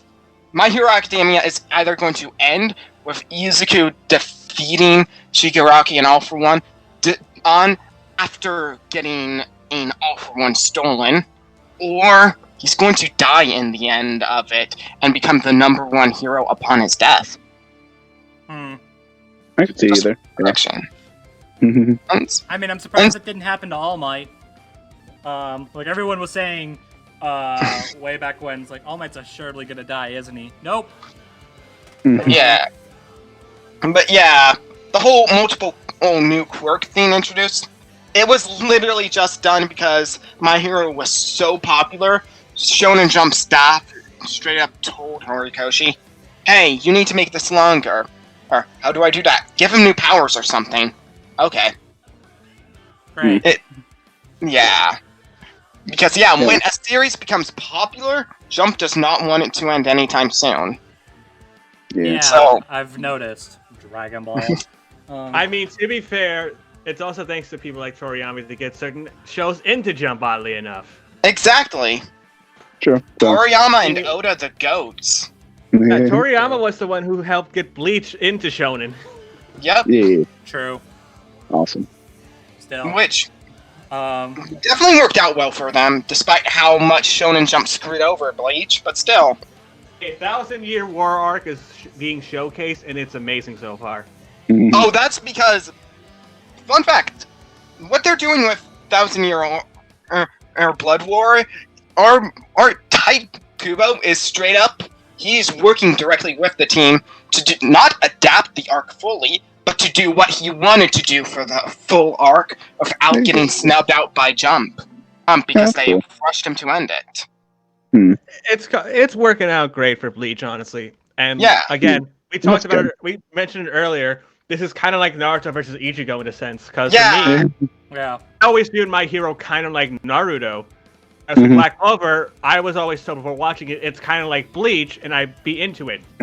So what's the One Piece? Yeah. What is the third? What is the third part of this new? Oh no, Shonen it's Shonen. no. Now I'm thinking about it. It's absolutely Chainsaw Man. It's Chainsaw Man. Oh, that's true. Okay. I mean, they're There you both go. the really weird ones with the very, very different characters. Or is that and off the wall fighting, all combat and stuff with a power system that relies on eating things. So Okay. yeah, Just like, There you go. look what I made, guys! I made a Chainsaw Man. Gosh. Fun fact: that is Eggman's favorite anime. Yep. well, it is his favorite one that he hasn't brought up before. Gosh. That was the exact question because his other favorites Oh, are yeah. Berserk and Tokyo Ghoul. Oh yeah. Because gosh. Eggman's really, really into violent series. In other words, Apparently, and I series think that I guess involve it is. cannibalism as main plotline. I can't imagine why. To be fair, Shadow said, and I quote, he liked the one with the edgy girl with the scissor blades. Yep. True. It's So- still a kill, but also he's Yeah. really interested in Chainsaw Man, which is absolutely based because Chainsaw Man is peak fiction. All right. Well, Okay, you know what that means. apologies for That the time, off topics. Yeah. yeah, but Yeah. you know what that means then. Shadow versus Genji. Let's go. No, I'm sure. Let's go! Genji sweep! Gosh. Okay. Anyway, back on topic. I'm Yeah. sorry.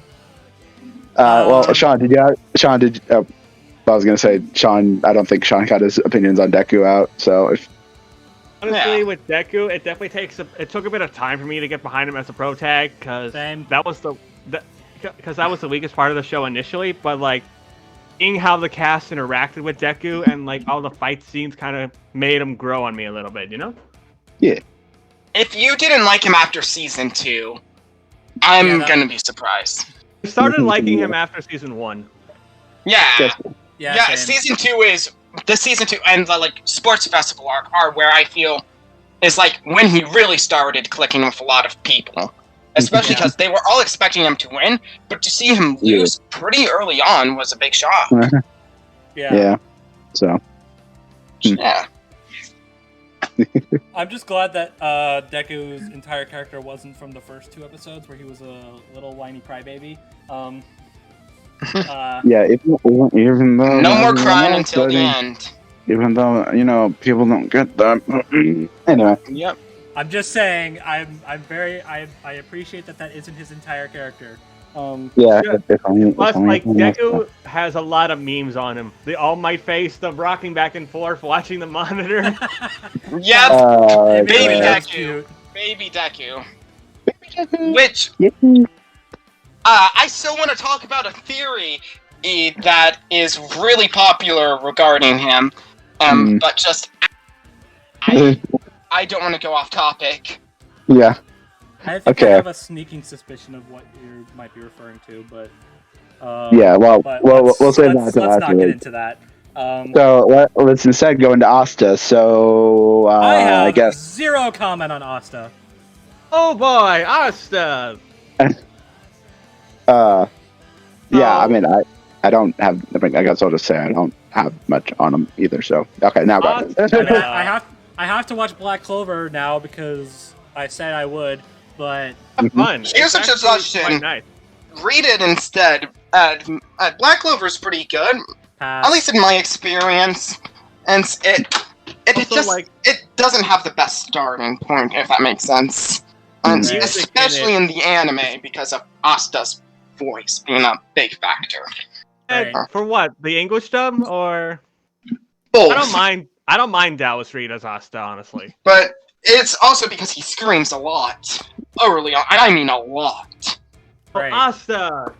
Here comes the basic story of Asta. Asta was born into the Clover Kingdom. He was an orphan. He got left on the doorstep alongside his rival and friend Yuno. And the man, and the Sorry, king I got know I raped. made that. I wasn't gonna say Oh. anything, but yeah. Yeah, you know, right? You know. I mean, he's Yeah. also kind of the best character in the series. Don't at me. I mean, I'll choose to believe you, but also I imagine his parents must have really hated him to give him a name like Well, eventually Asta got taken into the orphanage church and was raised by Father Oris as his caretaker. So one day, Asta went to a ceremony where people born with magic in the Black Clover universe get their grimoire. In layman's terms, a spell book. Great. Sadly, Asta did not get a grimoire because he was born without magic. Oof. I wonder where I've heard that one before. Wait.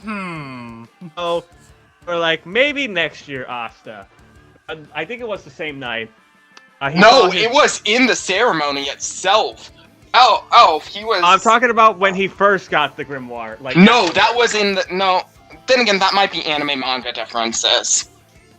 That might be an anime manga difference because at least in the manga, immediately after when everyone's leave, Eve, and does say something like, as a motivational piece, but also as a way of just kind of, being kind of, just being motivational while also being competitive of just, you'll have to do a lot of catching up next year. So ready yourself if you want to be Wizard King before me. And from that spark of motivation, a dark black grimoire, or with a black clover on it, came from Asta's heart. I get it. Black clover.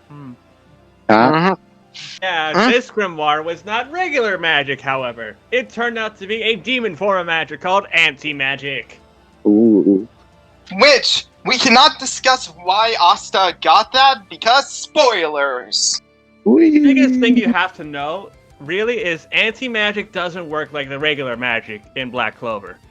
Because A, regular magic requires mana, and anti-magic doesn't. Cool. And anti-magic's whole shtick is it can nullify and negate magic. Asta would learn to use this magic over time throughout years. The biggest thing he uses it with is to conjure his 4 signature swords. Yep, he just the swords, one of which he rides like a surfboard, because he can't use a broom to fly. That's his main sword actually, Demon Slayer. It's basically the Cloudbuster sword of the group. Wait, but I thought this was black. Oh, sorry, that's magic. I got it. Yep. With this one in particular, Asta can use it, obviously, as Koto was saying it, to help fly. It's like a hoverboard.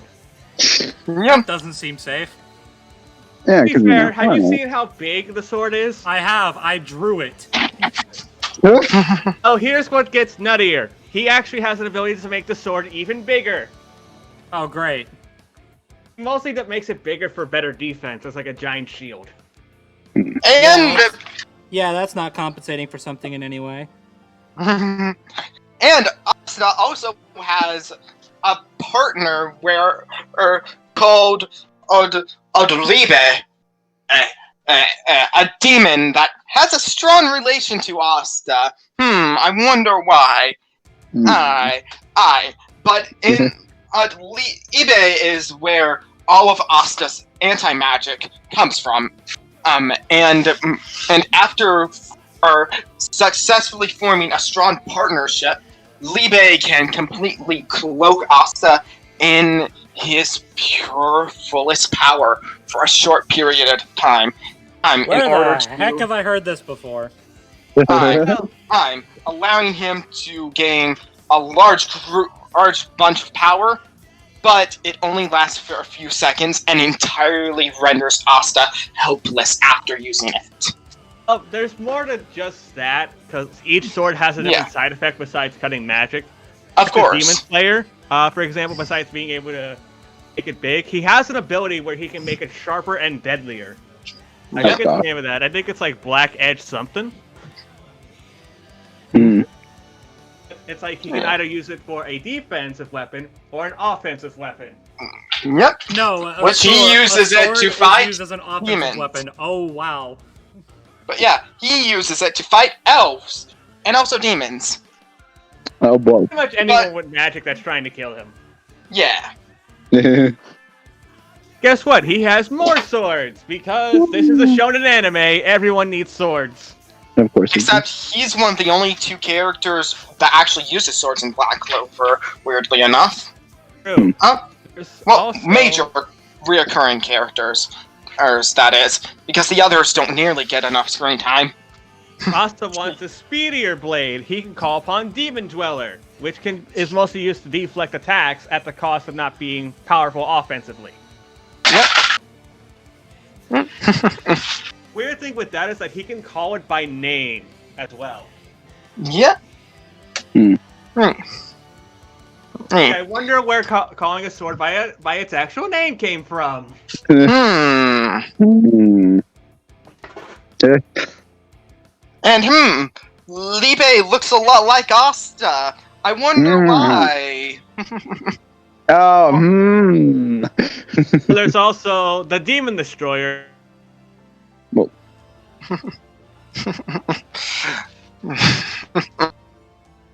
The Demon Destroyer, which Asta is his most powerful weapon, and he used this to kill who we thought was the big bad at the time.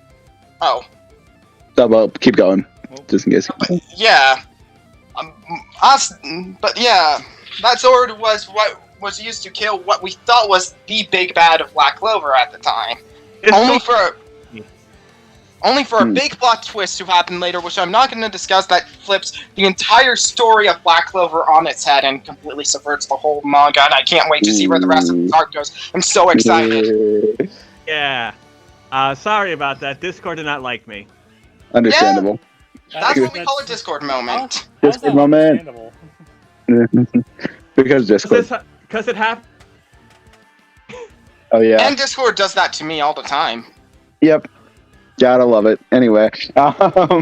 So, Demon Destroyer, like I was saying, it probably won't do much in this fight, honestly, because it's mostly used for cause and effect spells like restoration magic.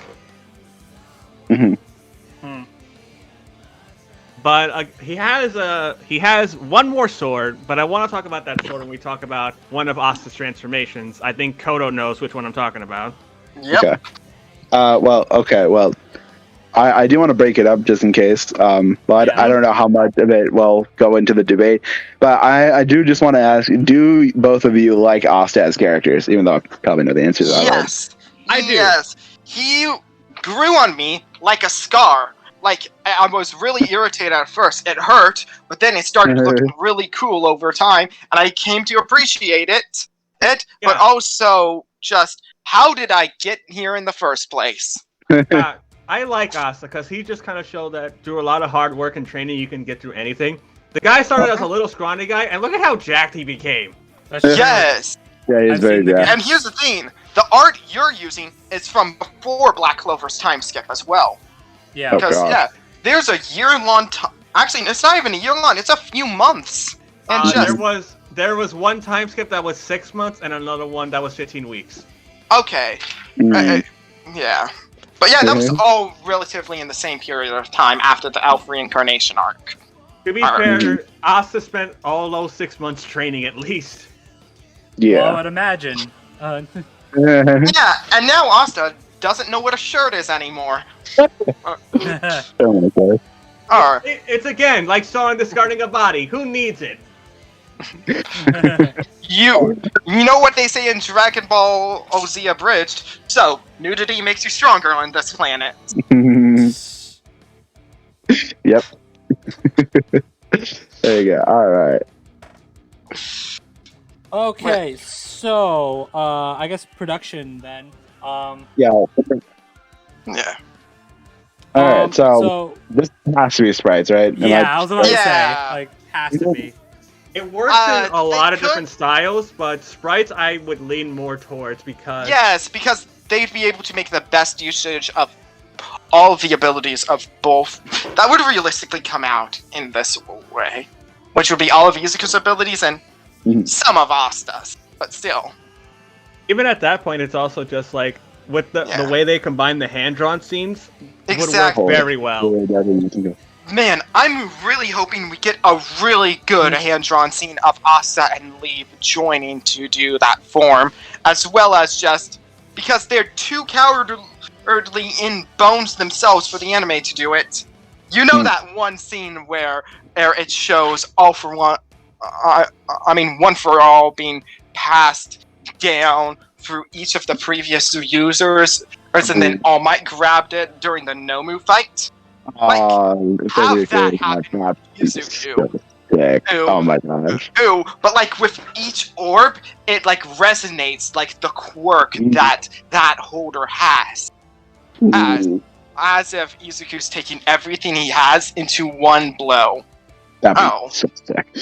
Cool. Which, yeah, I think what would be the coolest thing is if like, no matter who wins, that goes into Izuku's final blow, with Izuku pushing all the power he has, but heavily damaging himself at the expense of defeating Asta, instead of just stalling out the time limit, or Izuku dying from not just Asta's attack, but the recoil of him putting everything he's got into the attack. Yeah, as well. The one scene I would hope that could be a good climax is just, if you recall the Black Meteorite scene, Koto, imagine Asta flying into that as Deku jumps, going for like a big United States of Smash or something. Awesome. Or, I guess in his case, 1,000,000% and Delaware Detroit Smash. Yeah. Which, 1,000,000% is more so him hyping himself up. Yeah, but, like I would imagine.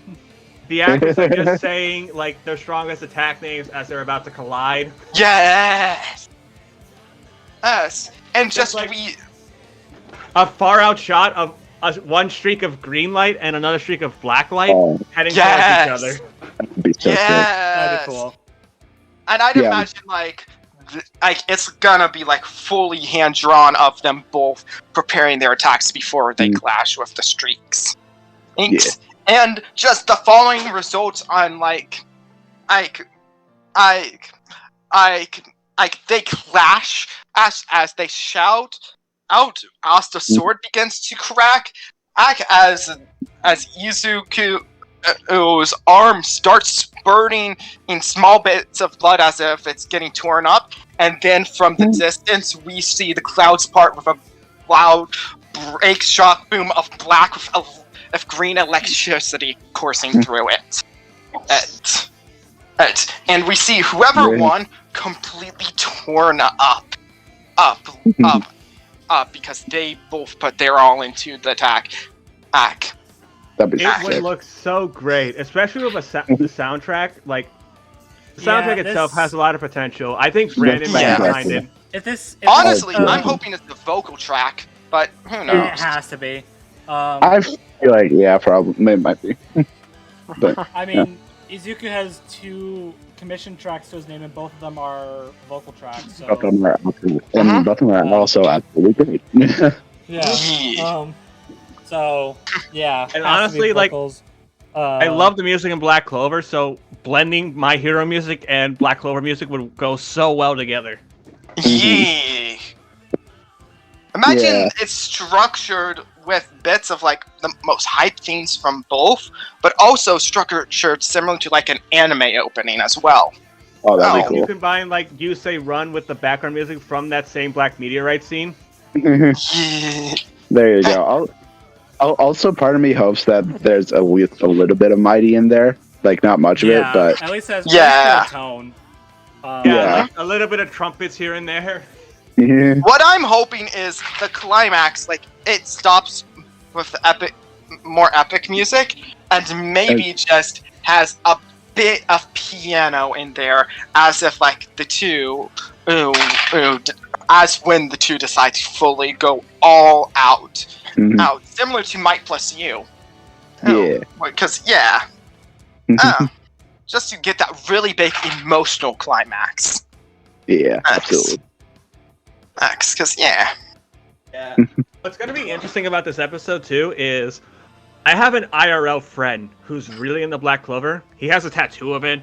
Yeah. And I was like, hey, there's a show I watch. Would you want to watch it if it's Deku versus Asta? And he said, yes, absolutely. I've never seen the show, but that sounds fun. Yeah. So I am legit doing a video with someone for their first ever death battle. Yo, that's gonna be alright. That's cool. Oh, good. I assume they're rooting and betting Asta all the way. Yeah. Yeah. Which, Hey, like I said, he's got a Black Clover tattoo. yeah. Yeah. Which, Also, speaking of, nope, sorry. nope, because also I was the gonna voice ask, actors need to go hard. Yeah. Oh, yeah. Of course. Yeah. I had a suggestion for one, but that got debunked a while back. Oh, Yeah, I really hope it's not the one I was thinking of. Yeah, I'm gonna shoot one down real quick. I do not think they're gonna get Justin Briner to reprise his role. Oh, that, yeah, no. No, but I heard That's, there is this pretty a cool guy who they could probably get to voice Izuku. I think he goes by the username. Let me think. Ink. Mike Taku. Mike Taku. So, like, true story though. Like, I was talking to Brobuscus about that. I didn't know Justin Briner played Pit. Yeah. Oh, yeah, no. Yeah, you said. Yeah. I had it's funny, no idea. You said, like, oh man, I wonder if they'll get Pitt's voice actor to play Deku. I'm like, you know what's funny about that? Yeah. You want to know So, why? have I ever mentioned how Pit is my favorite vocal performance on Death Battle? I wonder why. It's like, you know, you want to know why Pitt, Justin Briner's Pitt worked so well? Because, my thought was, like, either Zach Maher, who did Maher, whatever, who did Tanjiro. That's a good one. Yeah, he'd probably be the best pick. Although either him or I also mentioned Kaden because of her their performance of Steven.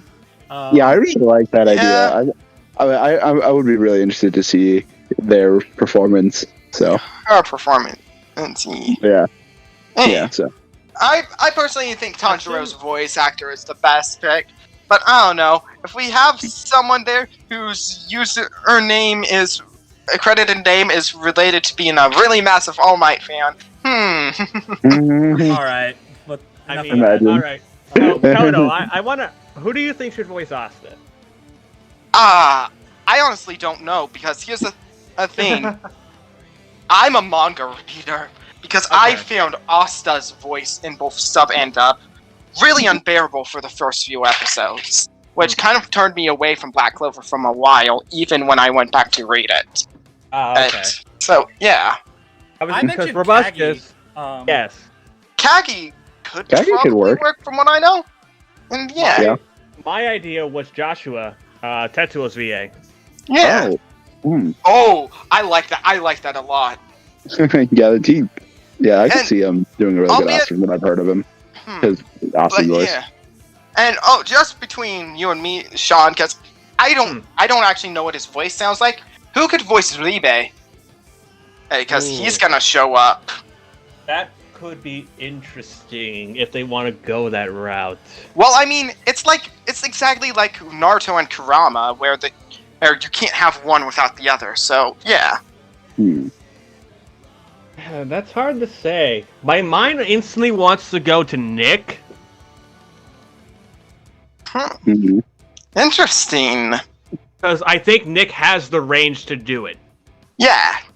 I mean, yeah. I mean, freaking his voice range is insane. So I mean, he could voice anyone, and I wouldn't be surprised. At that rate, might as well suggest Tom Schultz because his range. Yeah. Yo, plot twist. What if it's Liam? Oh, true. Oh my he is. I think he's writing and directing this one. So. Yeah. Oh, that's neat. Yeah. Any ideas on what the track might be called. Just 'cause, I don't know. Clover for all. That's just my immediate thing. Even though it's not that good. Yeah, it's hard to say what it's gonna be, but it's definitely got to relate to one for all or all for one, obviously. Yeah. So Probably not all Black for Clover. one. Yeah, Ooh. it'll be interesting. I'm also curious to like how they'll design the cover, because initially you think they'll use the Demon Dweller sword surrounded by Deku's lightning.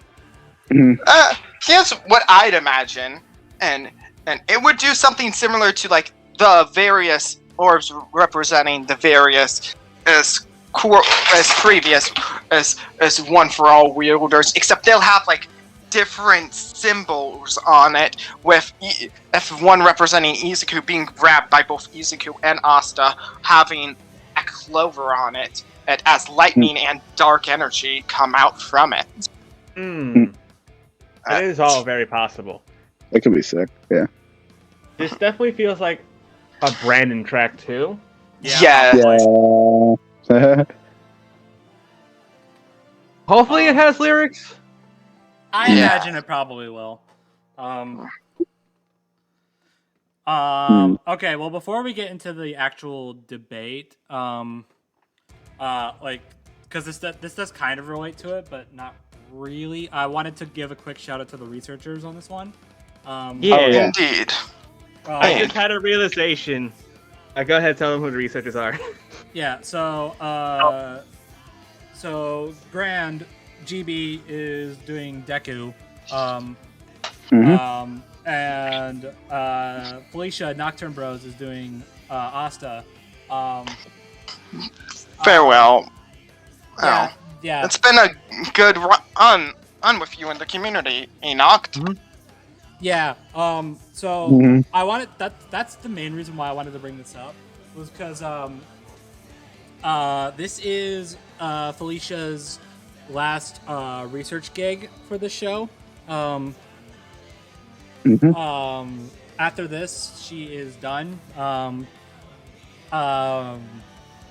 So it's really just because, like,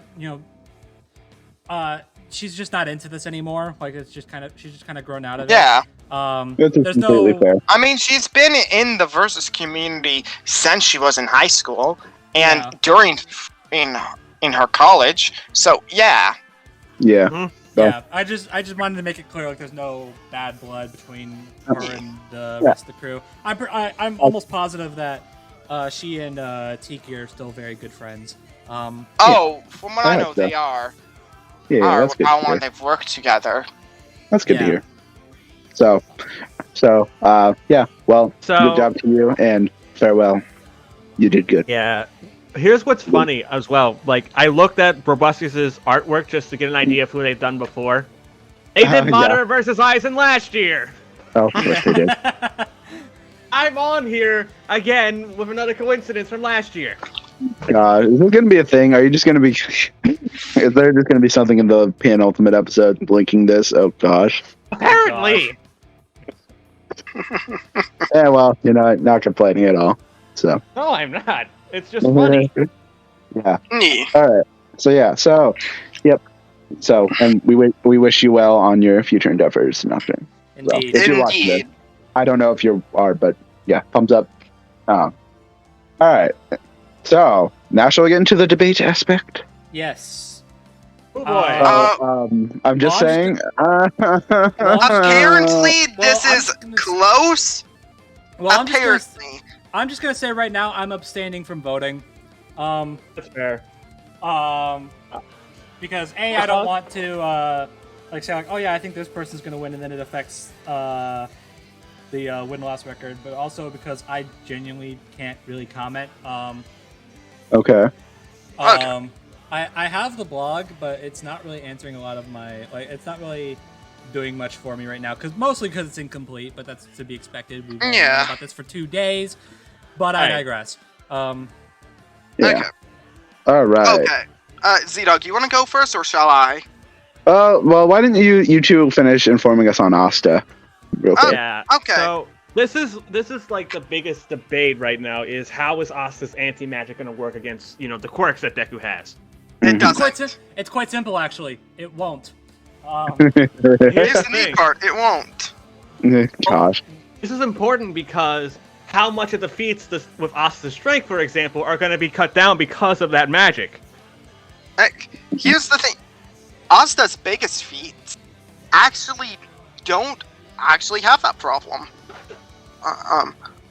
Because his biggest feats are, well, him doing stuff like slicing meteors, or carving through and stomping a demon who's done this one crazy feat, and the thing he did with his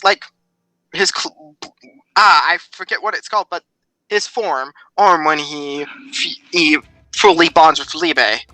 Yes.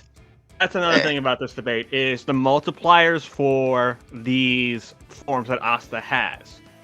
Because from what I researched, because I do 60 seconds on Last Discuss Death Battle, I had to represent Asta today. Asta's got 3 transformations in total. There's, besides his default form, there's Black Asta, which looks like a one-winged angel knockoff. It does. I'm looking at a picture of it right now. Really It so does. But hey, That's just fly without needing his sword. Ah, there you go. See, It also allows him to do the Black Meteorite attack. There's also the Devil Union form. Yep. Which is what Koto was alluding to earlier. I just forgot the name. With this, he gets a special ability with that katana sword, Demon Slasher. While in Devil Union, Asta can cut whatever he wants without hurting his friends.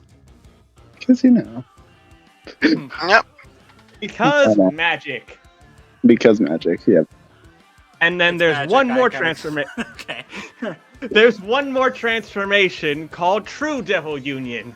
Yep. Which, which I mean, he can't do standard Devil Union anymore after he fully bonded with Libe. Eh? What's interesting is that I don't know the multiplier for True Devil Union. I have an idea of how fast he is with Devil Union. Which, he is very much massively faster than Light.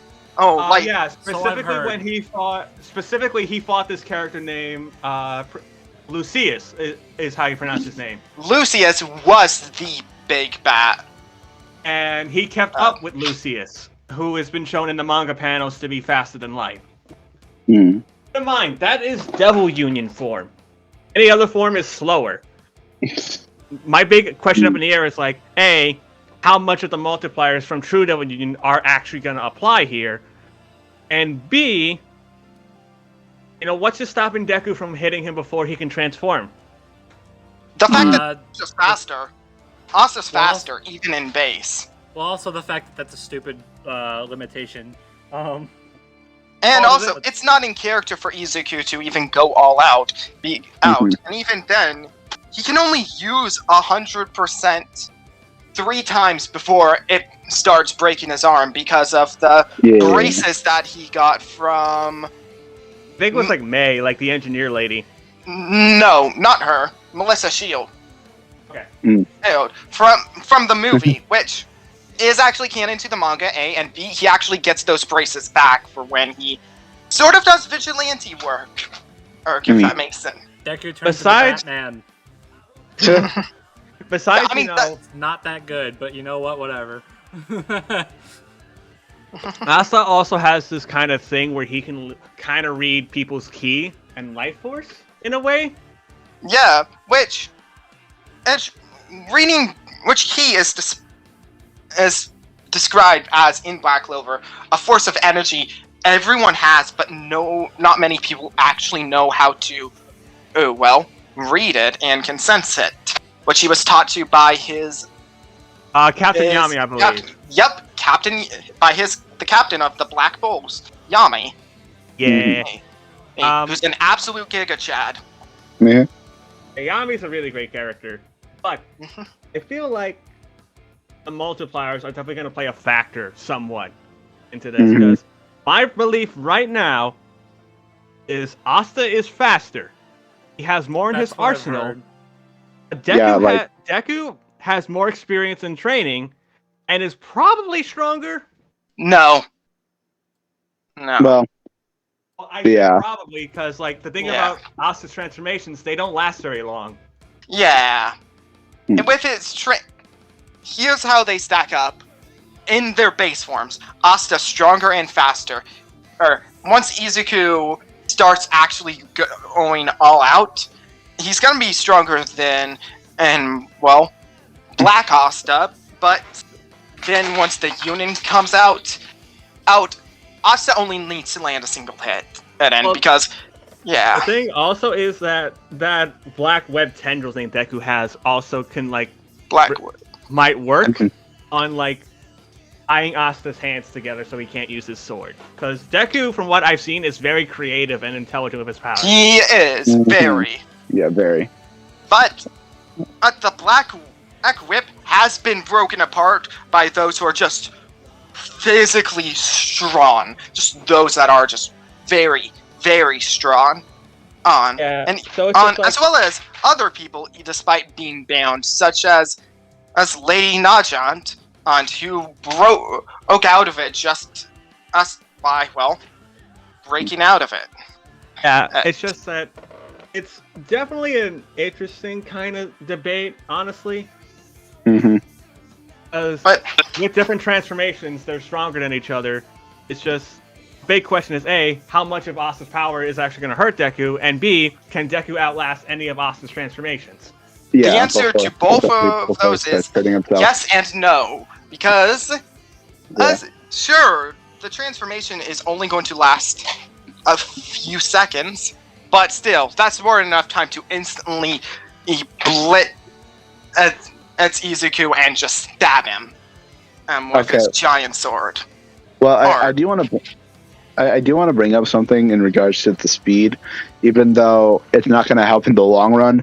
There are arguments to be made for massively FTL. Yes. Well, just let me have this. There are arguments for those speeds, but it is more than likely it is more accepted that Deku is just a lightning timer. But even if they were to give him Ayama scaling, which I doubt they will, considering what they did with Zuko, or not, with Todoroki. It's okay. They're literally the same character.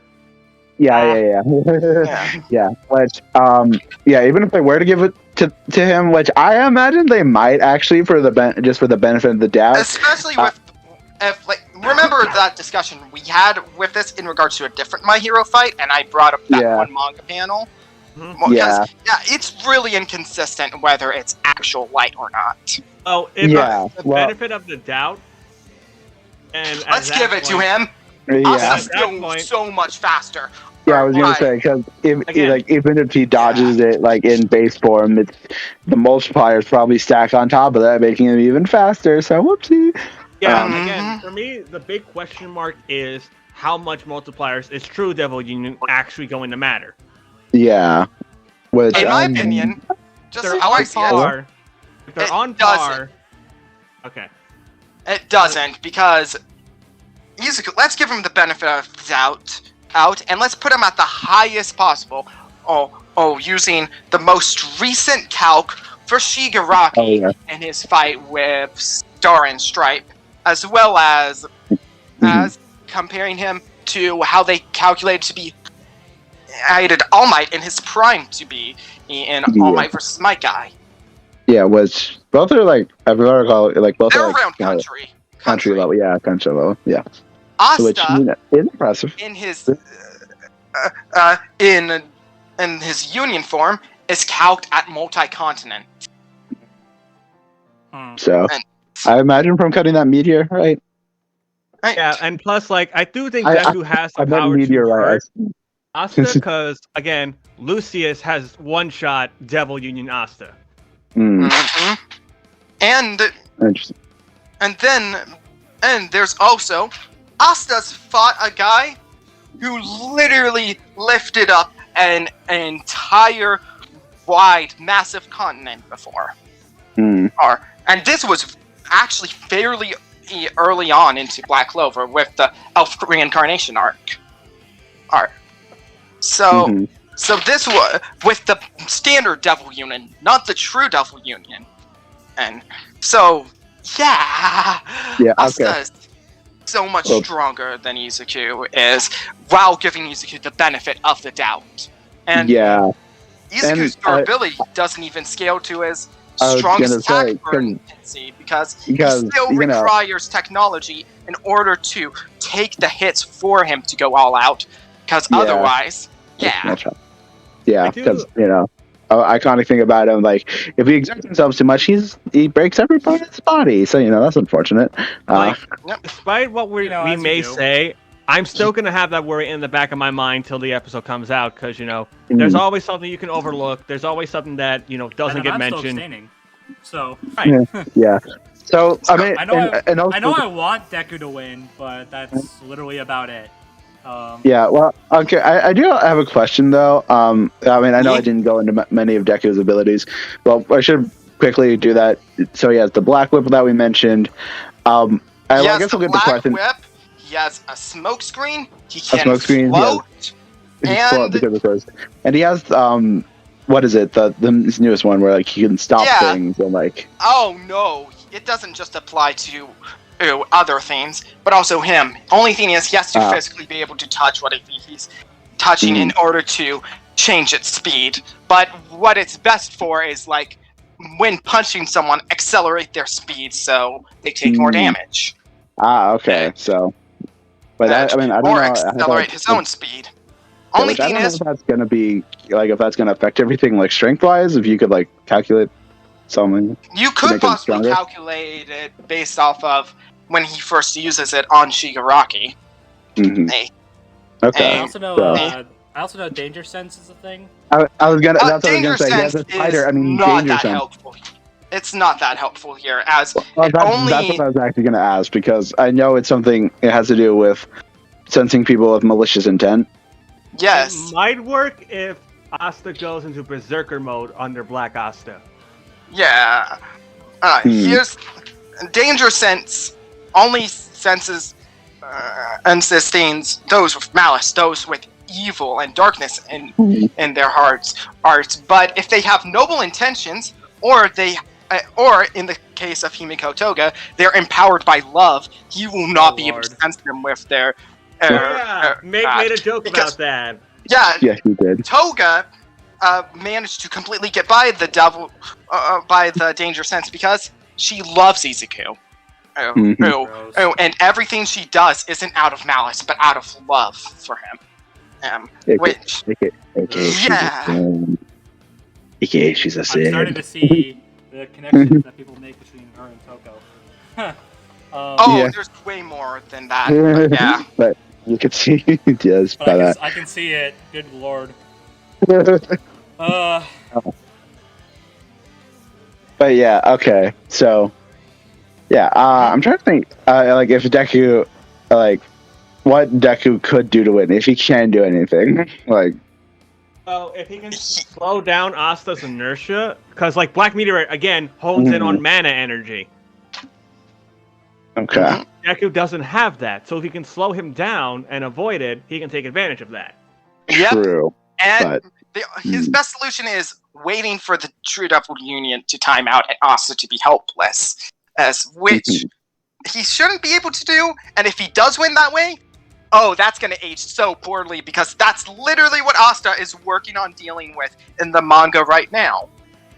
He's literally getting trained by Yami's younger sister and the shogun of another country, Yami's home country, to deal with that so he can take down the true big bad. Is it bad? I'm kind of looking forward to see how they animate the Devil Union form, because... No, it's not. That's going to be hype. They haven't done it in the anime from what I remember. Oh no, they haven't, because they literally... It went on hiatus before they could adapt the ending parts of the arc. It's like when Vegeta had Ultra Ego and it was animated on a death battle. And when Ichigo got his best form, arm as well. So it's cool. It's always cool when Death Battle can do that. First, yeah, and also it's going to be the first time, unless I haven't watched season 5, but isn't going to be the first time a lot of Deku's new abilities have been animated. Yep, because Deku's only busted out the Black Whip in the anime. Gotcha. It's something to be cool to see. Yeah. While Deku has the smarts and probably experience because of like all the knowledge he knows. Asta has experience, but Izuku has combat tactics because Asta's been fighting for over 2 years at this point. Izuku only has 1. Plus, he doesn't even have a full year under his belt. I'm just gonna go on a limb and say that experience really probably wouldn't matter in this. Oh, it doesn't. Oh, it doesn't, but it's good to. It's something. Yeah. So. I do think Deku's combat smarts will be helpful, though. Yeah, especially with analyzing what Asta can do, but. Yeah. Yep. Yeah. He's kind of an expert at pulling weird logic out of fights. Yeah. So. So unfortunately, I know, bro, but I'm not. Even though I don't want to. Unfortunately, it does sound like this is an Asta W. Because even if we do say, it does sound like he just has more stuff up his sleeve, even though if he may have smarts. Yeah. So. At the very least, I'm gonna wait on more word on Asta's both of them, their level of power. Fair enough. What we got here was neat, but I'm gonna wait for more fair enough. More opinions, if you will. That makes sense. I know. What I gather right now from both this and from the prediction blog is that Deku is arguably smarter, might be better experienced. Not sure about that part yet, but semantics. While Asta is very much faster.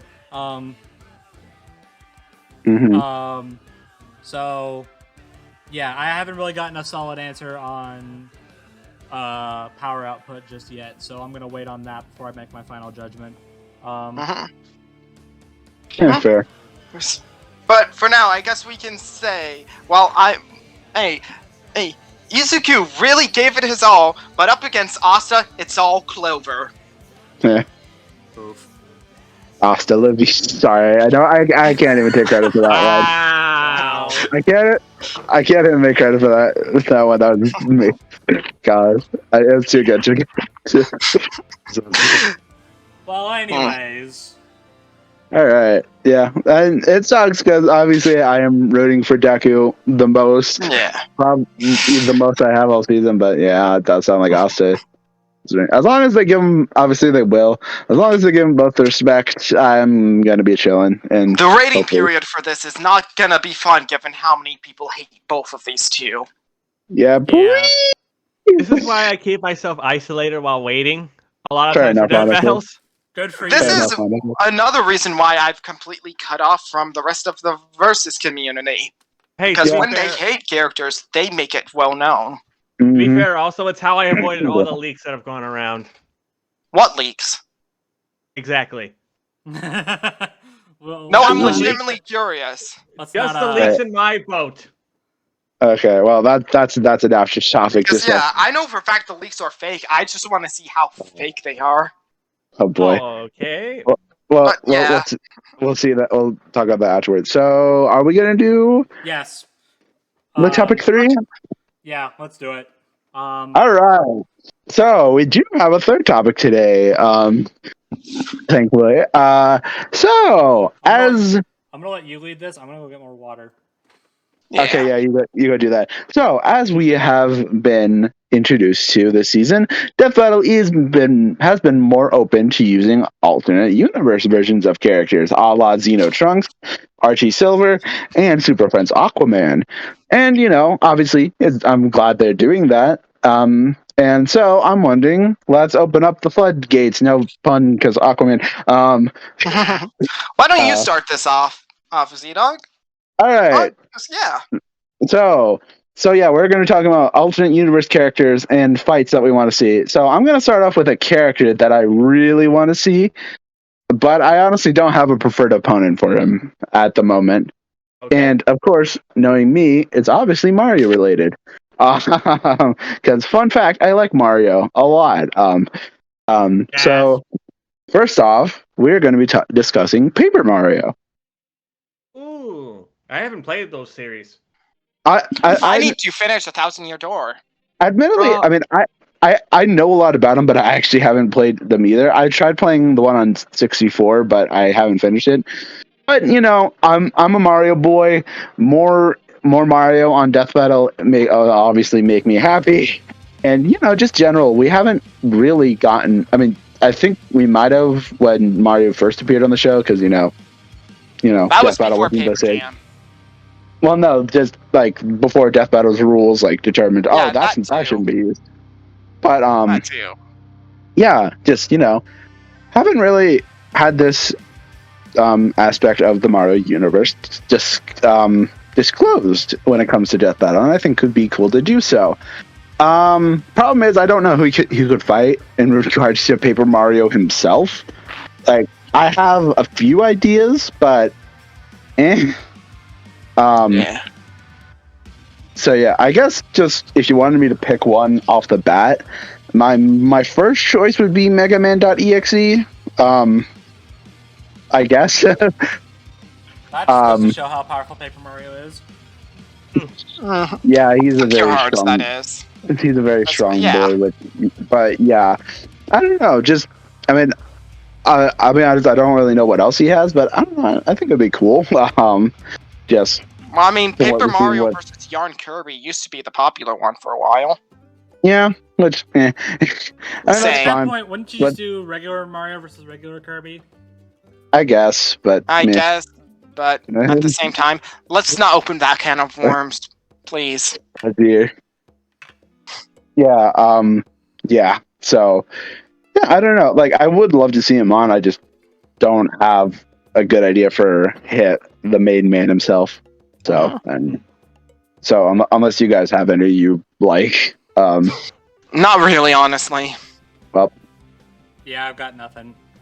I don't know. None of them vibe with me at the moment. Yeah, that's Kirby, but like that's the main problem with me. Like it's similar with SpongeBob. Like I want to see him on, but like I don't like many options. Like I've seen EXE, I've seen Archie Sonic, but no. I wasn't gonna say Archie Sonic, but yeah.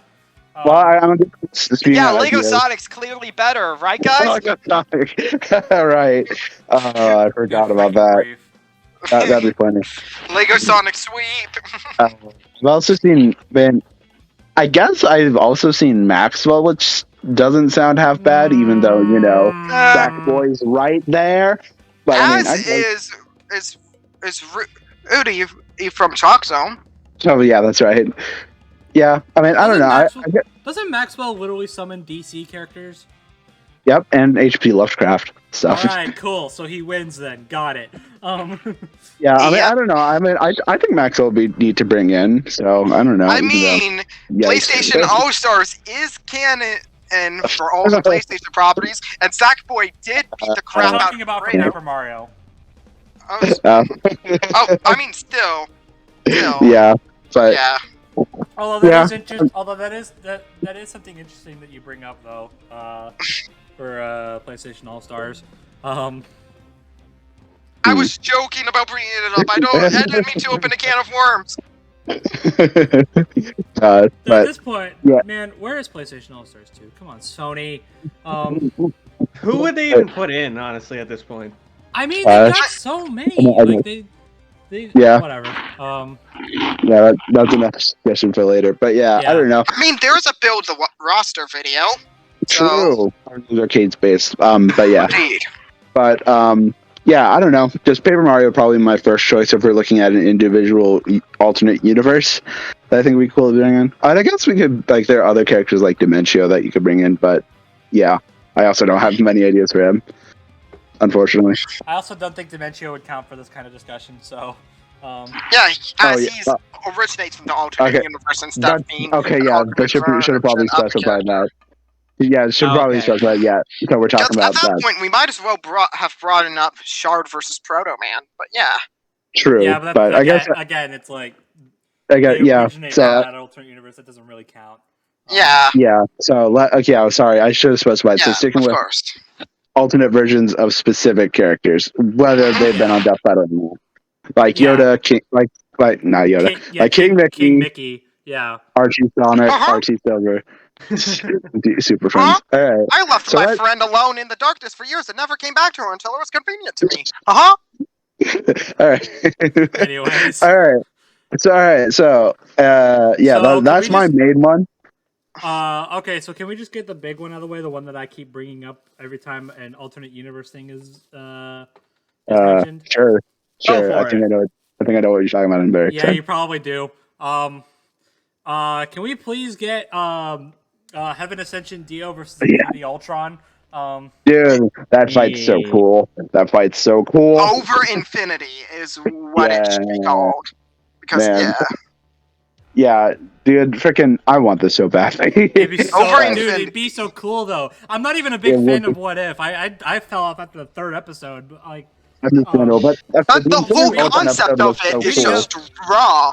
like And reading all up the on reality options, too.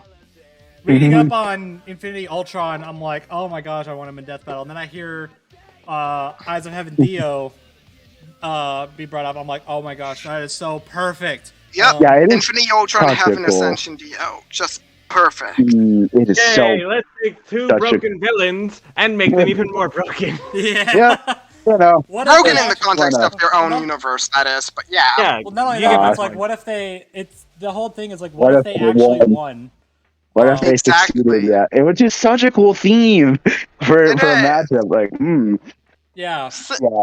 yeah, if Death Battle is gonna only do one character from what if, it definitely should be Infinity Ultron in this fight. Yeah. I mean, Yeah, it Stream has to be Supreme Infinity is Ultron. also pretty neat and has a few cool options, but Infinity Ultron is right there. Yeah. Yeah. Dude, Plus, just like, the dialogue between the two would be so awesome. he's so I good. know. It'd be so good. Yeah, it would be so awesome. It is just raw in But general. also, like, everything about a it. raw idea. like Infinity Ultron, like that's like the fight between him and the Watcher is like it shows just how insane like Ultron with the Vision's body and the Infinity Stones. It just shows how crazy that gets. The man literally ate a galaxy. I Yep. give you all the context you need. Like, Yep. like, not even no BS. He straight up ate a galaxy like it was lunch. Like that's Gosh, Today yeah. he'll eat a galaxy. For dinner, he's working on eating a universe. yeah. Gosh. No, Yeah. the brings me galaxy to was little- just a snack. Which brings me to literally the only problem this episode has, and it's not even that big of a problem. It is a horrible stomp for Ultron. Who cares? Stomps can be fun, and I think this is a very good example of that. You could make So- it seem very close as well because of how absurd in hacks and scale Heaven Ascension Dio is in his own verse. Yeah. Because, yeah. Yeah. True. Gosh, so. Plus Tom Shulk and Austin Lee Matthews Yes. as VA. Yes. They have to bring them back. They were so good. If they don't, that is legit a crime, and I will. Yeah. No. I mean, like for Ultron, I can kind of understand if they didn't get Austin because Ultron does have his own established voice in What If, but if they don't get Tom back as Dio, that is a legitimate crime. Yeah. Yeah. But Somebody yeah, that. ever did the English dub of the video game with that. No, they didn't, and I'm so pissed about it. Odd. Now that Part 6 got its dub, maybe they can get working on something. I don't know.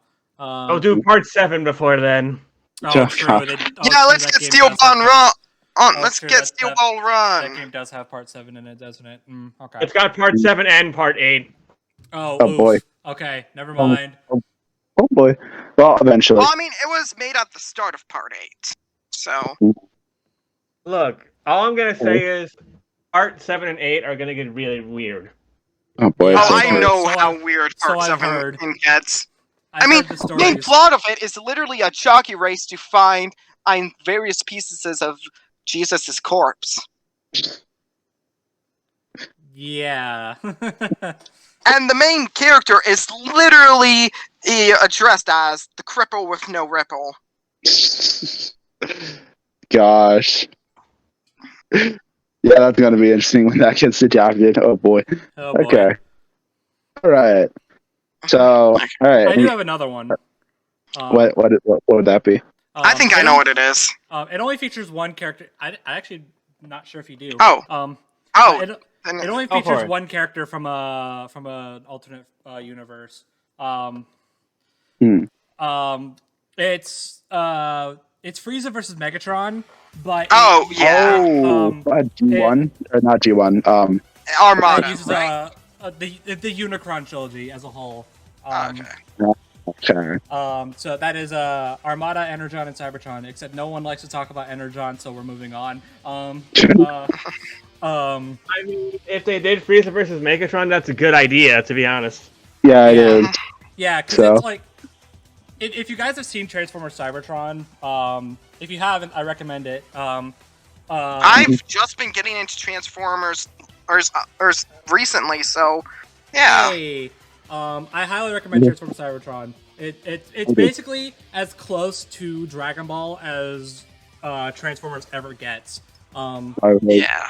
Like there's legit like aura surrounding them for power-ups. There are they don't have Super Saiyan transformations, but it's the closest you're gonna get. Yeah.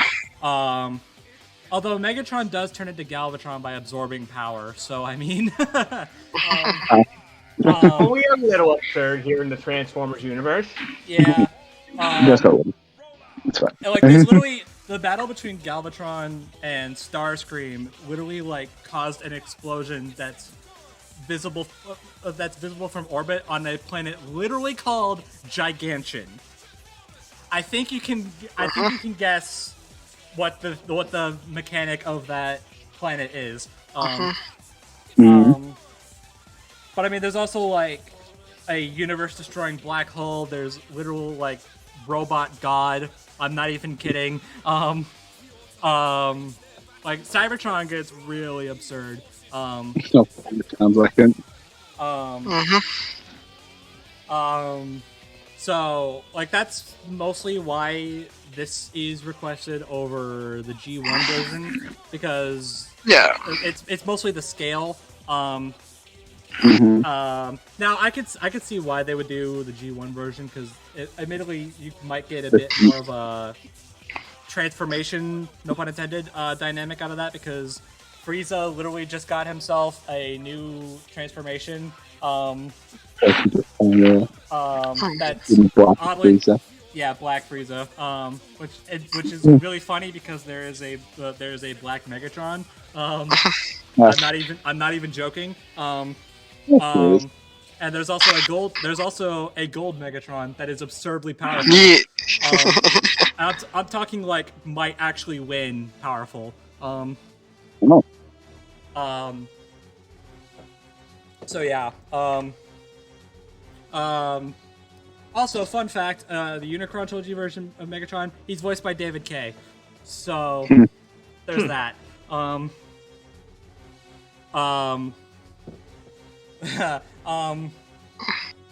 Yeah, I could see them doing the G1 version. I would prefer the Unicron trilogy version. Specifically Cybertron, Yeah. you can pull from the other Unicron trilogy shows except for Energon, because screw Energon. I don't think it adds literally anything anyway, so whatever. If you want to watch a show that is incredibly poorly animated, really badly dubbed over, and has everybody acting like total idiots, and has literally the worst main human character in the history of ever, then sure, Energon is for you. And also completely dumpsters on one of the most interesting character arcs in Transformers history after Armada. So thank you for that, Energon. I hate it. Very cool. Gosh. Um, Alright. I mean, it sounds like it could be neat. From what I've heard Yeah. of the Unicron trilogy, it sounds like it has a good dynamic with Frieza. So yeah. yeah. But yeah, I'm surprised you didn't bring up what you suggested to the round 1 of the Champions ballot. Oh yeah, for I could bring that one up Universe. too. Yeah, I could bring that one up too. Because it is actually like, it is literally my most wanted episode of all time. Yeah. Go for it. I mean, that's what yeah. this is for. I was Yeah. gonna bring up multiple matches regardless, so yeah. Yeah. go. Yeah. So I'm gonna take this time to shill my most wanted matchup, even though I'm gonna do it again for the finale and B, a video we are doing. Okay, foreshadowing. You gotta have the text at the top, like. Sorry. Yeah. Dinobot from Beast Wars versus Starscream from Armada. So I once again we're talking about the Unicron trilogy, but we're talking specifically Armada, because yeah, you remember how I said that Energon completely dumpsters on a interesting character arc from Armada? Yeah, I'm talking about Starscream. Because so okay, I guess I should explain these characters real fast. I'll try to make it brief. So Dinobot, he's from Beast Wars. I shill Beast Wars a lot because it is a very, very good show and you all should watch it. Basically, you know, there you have the two factions. You have the Maximals and the Predacons. They are the descendants of the Autobots and Decepticons. The Autobots won the Great War because, of course, they did. So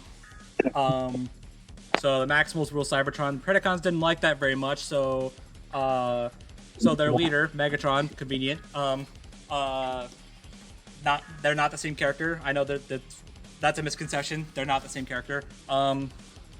He steals an artifact, flees to go find another planet, and the two sides wind up on prehistoric Earth, basically. Dinobot was a Predacon who, after realizing that Megatron is probably this really competent leader, was like, "Hey, I challenge you. I challenge you to battle. The winner leads, the loser dies." And Megatron was like, "Yeah, I have a different option." Calls his lieutenant and sends him blasting off into space. Except not really, but details. Seems like so. There goes Koto. Yeah, also Koto. Oh, there he goes. I hate this time. Apologies. But yeah. Anyways. Okay, so basically, I should probably... if I start explaining the characters in depth, I'm going to go on for hours. Yeah. So basically, the theme here is that both of them were bad guys who turned into good guys. Yes, Starscream was an Autobot at one point. I know that's a really weird concept, but it works super well. Basically, both end up sacrificing themselves for the sake of mankind. Dinobot saved a bunch of prehistoric humans, basically saving the humans from getting wiped out of existence. And Starscream, basically irritated Unicron enough to make him show himself and be like, "Oh yeah, I'm right here, and I will destroy you all." Because everybody tried explaining that to Megatron, and he wasn't having any of it. So Starscream was like, "All right, I have to prove to him that he does exist, and we need to take him out. How do I do that? Well, I'll just pour all the power I've got into a full-on blast that will have absolutely no effect, and Unicron will have to be like, oh, well, I need to retaliate." So he does, and he literally electrocutes him to the point of his body crumpling into ash. Wow. So yeah. Okay. As if we didn't already knew Starscream was an absolute Chad. Yeah, dude, when we're done, I need to show you guys that scene, like the Starscream versus. It's Galvatron, but like I'm gonna continue to refer to him as Megatron because he's literally the same character. Just with a different color scheme. But I need to show you guys that scene when we're done because it is really cool. Yeah. And then Dinobot's final moments are equally as cool. But because the man literally goes up against like 6 Predacons by himself and wins. Yeah. Oh wow. The only reason he dies is because like of all the damage he had sustained throughout that battle. But you guys remember the Silver Samurai? How he went out? Yeah. It's basically like that. Wow.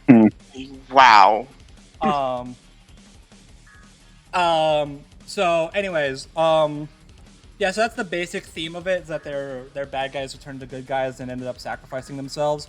Also, both of them got ruined by a resurrection of sorts. Dinobot got cloned into basically a transmetal body. Who, I mean, that's tame in comparison to what Starscream got, but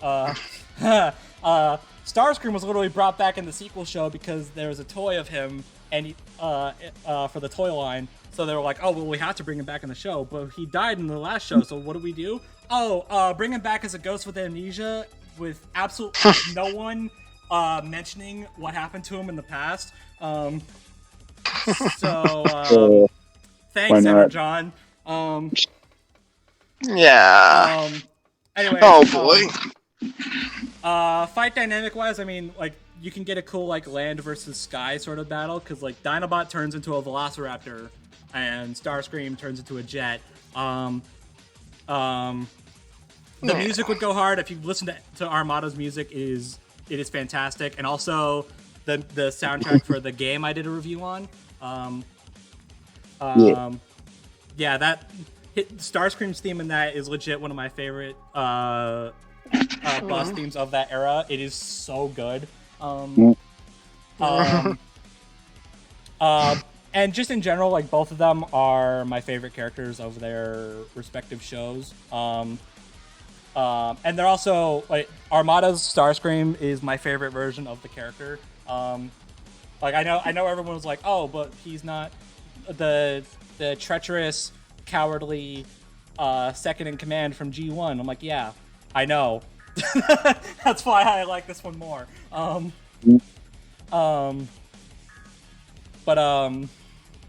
Yeah. I mean, this fight is never gonna happen. I'm just gonna be upfront. But a man can dream. We can dream. We can dream. Exactly. I will forever shill this because I want. Well, for one, I want more Transformers representation on this freaking show. Yeah, completely understandable. Us having only Starscream and Optimus, and even then, I don't count Starscream's episode by heart. Is a genuine crime to me. Yep. And in general, I really think we need to dive into Transformers outside of G1. Yeah. Because there is so much. There are so many different versions of these characters that we can use. And they're all different from each other as well. So like, heck, at this point, like bring in the freaking movie verse at this point, like. There you go. Bring in the Bayverse. There you go. Yeah, there you go. Like at this point, I don't care anymore. That's fair, honestly. But yeah. Also, Beast Wars had its 25th anniversary. I think it was 25th anniversary last year, and I believe Armada is getting its 20th anniversary next year, or 25th anniversary next year. Beast Wars had a recent resurgence with the Kingdom show and the toy line, as well as the upcoming Rise of the Beast movie, which I'm really looking forward to, by the way. And the Unicron trilogy is starting to come back with the new Legacy line, because there's actually an Armada Starscream figure coming out really soon. I'm going to get it the second I can. But yeah, so again, it's never gonna happen, but the stars are aligning right now. So Yep. Yeah, you never know what could happen. We could get X versus Primal though, but who knows? Yeah, that one's cool too. I like that one a lot. Yeah, that one's also really neat. So Okay. If I'm to speak on like alternate at universe versions of characters, there's a character that immediately comes to mind for me. A character that is from a childhood game I've played, is from my favorite franchise of all time. ZDogg probably knows where I'm going with this, and has a really big match against a character from another game I love to death, from a franchise I love to death. And that being Pokemon Mystery Dungeons Grovyle, specifically against Lucina from Fire Emblem. Yes, I like this one too. This isn't my favorite for Lucina, but I hold this one really near and dear to my heart because weren't we talking about this literally earlier? Yeah. Coincidence? I think not. Okay, sorry, Colin. This is a really funny coincidence. I like this match. Yeah. Yeah, I love Mystery Dungeon a lot. Explorers of the Sky is one of the best spin-off games of Pokemon from the mainline game. Straight up, not even counting. I'd say it's probably in the top 3 for best Pokemon games of all time. I mean, I would say some people would say Legends Arceus is probably the new best spin-off, but I need to play that one. Legends Arceus isn't a spin-off; it's a main game. But still, But yeah. I'd still say Explorers of Time, because here's the thing. What Legends has in gameplay, it does not hold up in story. Yeah, I'll complain about the story for Legends another time, but... Yeah, probably a good idea. But Explorers of Sky holds up well with extremely heartwarming and emotional, resonance. It's a game where, even playing it nowadays, even if you've never played it before, you just get this childlike sense of wonder playing through it that at some point is ripped in front of your eyes. And no character symbolizes that better, or of the childlike wonder, but also the fear of losing it, only for hope to come back through it as you learn, you never have to give up that sense of wonder. Then Grovyle himself. I've said before that I think Death Battle would really benefit from using the lesser known Pokemon. Yeah, for real, because most of the Pokemon we've gotten have been mainline. Give us Flygon versus Crack, you cowards! True! Let's go! I wanted to see Dragonite in a Death Battle, honestly, though. Give us the Yeetle! Give us the Yeetle! Wait, Yeetle? You mean Yveltal? No, the Yeetle. Oh. Yeetle. I refuse to call this Pokemon by its actual name. Yeah, Heracross. Yes, the Yeetle! Yeah, anyways, yeah. Pikachu, duh. Mewtwo, duh. Charizard, duh. The closest we got to a more out there Pokemon, but still that makes sense, was Machamp. But I think we can get weirder. You definitely can. Yes, which is why we need the Yeetle and Flygon. But also, can you? I'm just imagining they announce oh yeah, we're doing Lucina versus Grovyle, and I'm like, can you imagine the reactions? Next time, be like, okay, so Lucina, yeah, that's cool. Wait, Grovyle, what? I imagine they will. I don't know if they'd specify oh yeah, it's specifically Grovyle from Mystery Dungeon. They would do that in in the bottom text, what they do with franchises is with their next time trailers, how they did it for Trunks Silver. True. Yeah. That'd be cool to get a lesser known Mon in there, especially from one of the best side Pokemon games in Explorers of the Sky. Yeah. Also, I just want to say something really neat about PMD's Grovyle.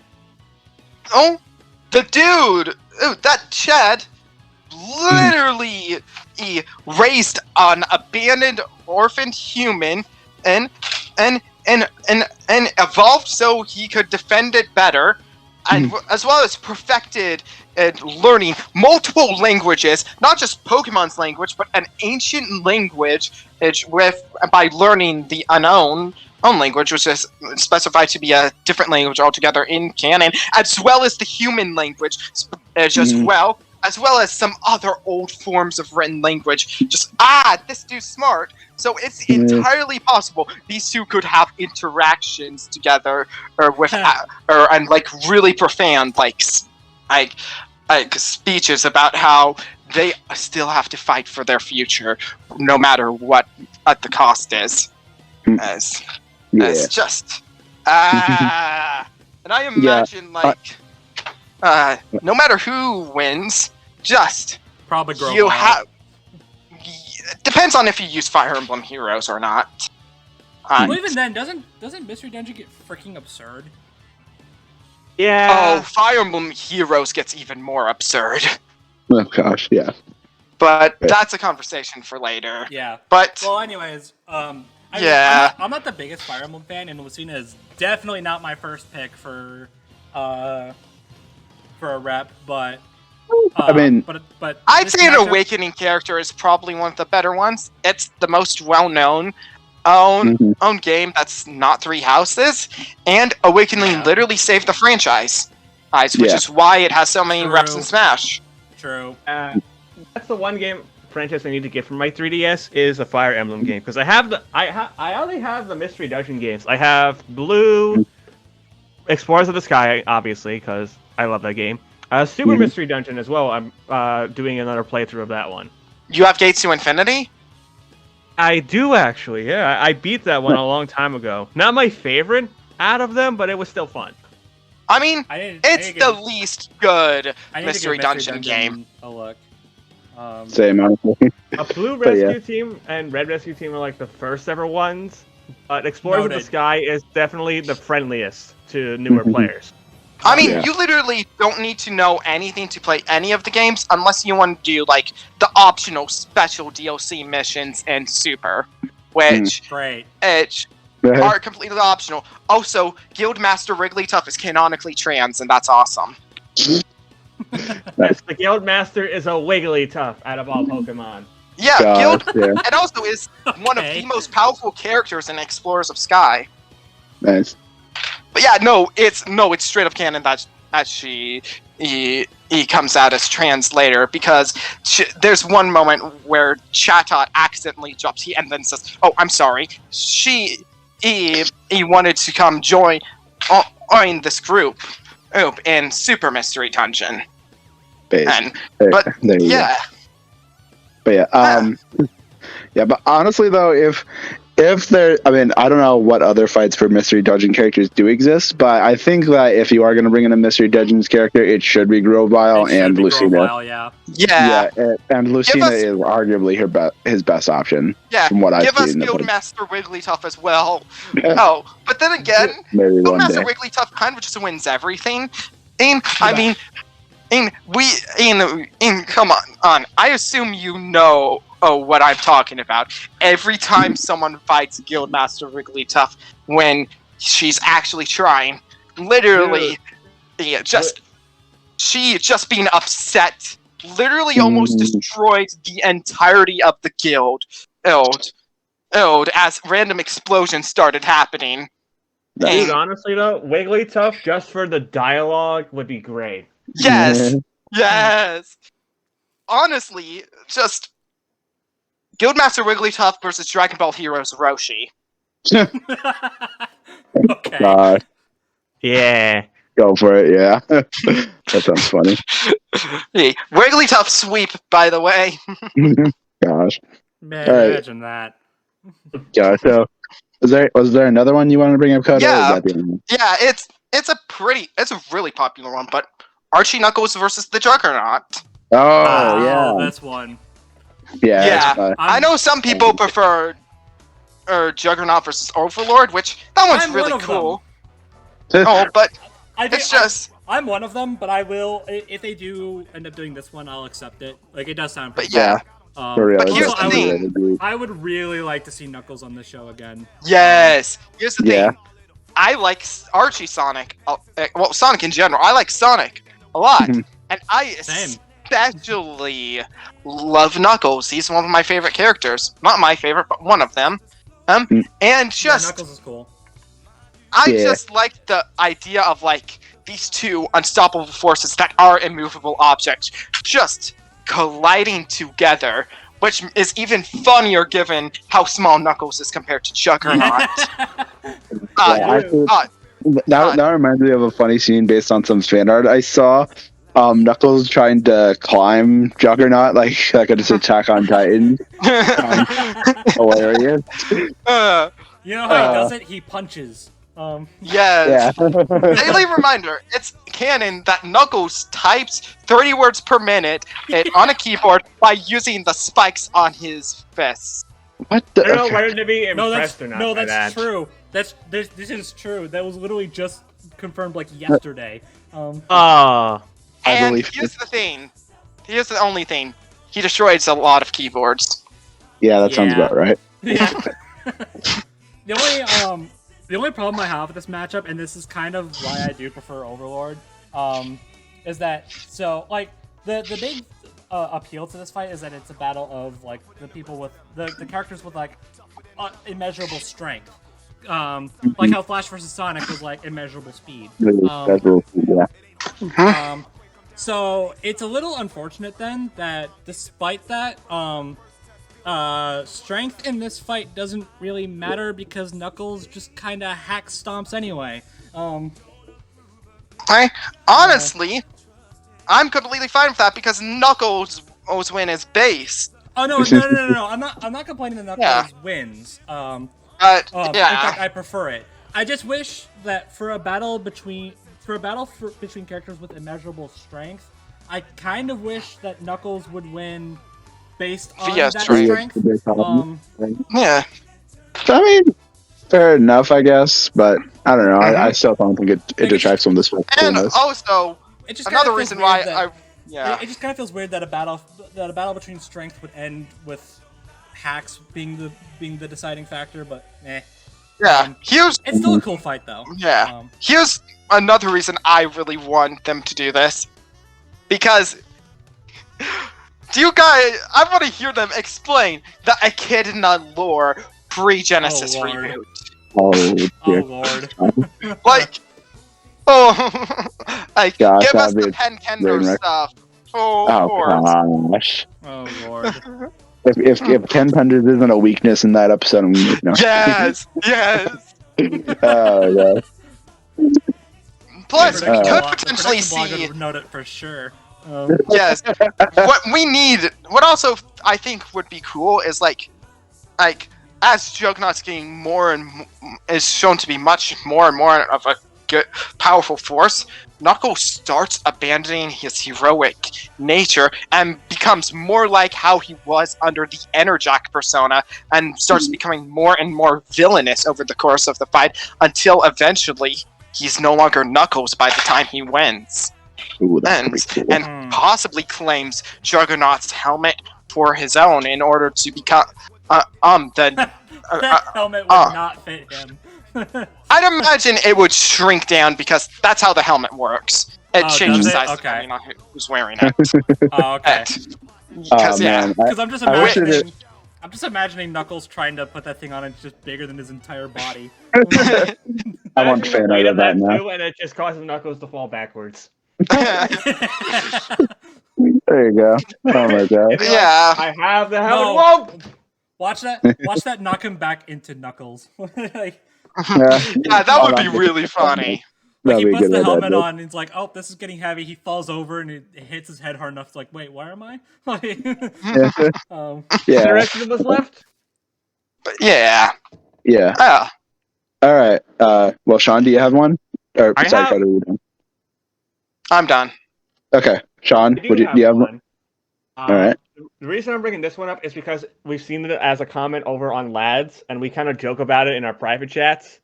Because this is a suggestion from one of our fans. I think I know where you're going with this. Oh boy. Is cross tag battle Yang versus Jump Force Bakugo. Oh god. Gosh. Oh god. Bakugo sweep. Oh Here's boy. the thing, like why I would like the idea. My content used to be around Jump Force, so I know the game and its mechanics pretty well. Yeah, gosh. I mean, that does sound really interesting, honestly. Like, I mean, not even going beyond just cross tag and jump force, just doing a flat out full composite match sounds very interesting for death battle to tackle. In fact, there's actually, well, I'll bring that up after this, but there is actually one I can think of that would be interesting, but I'll bring it up later.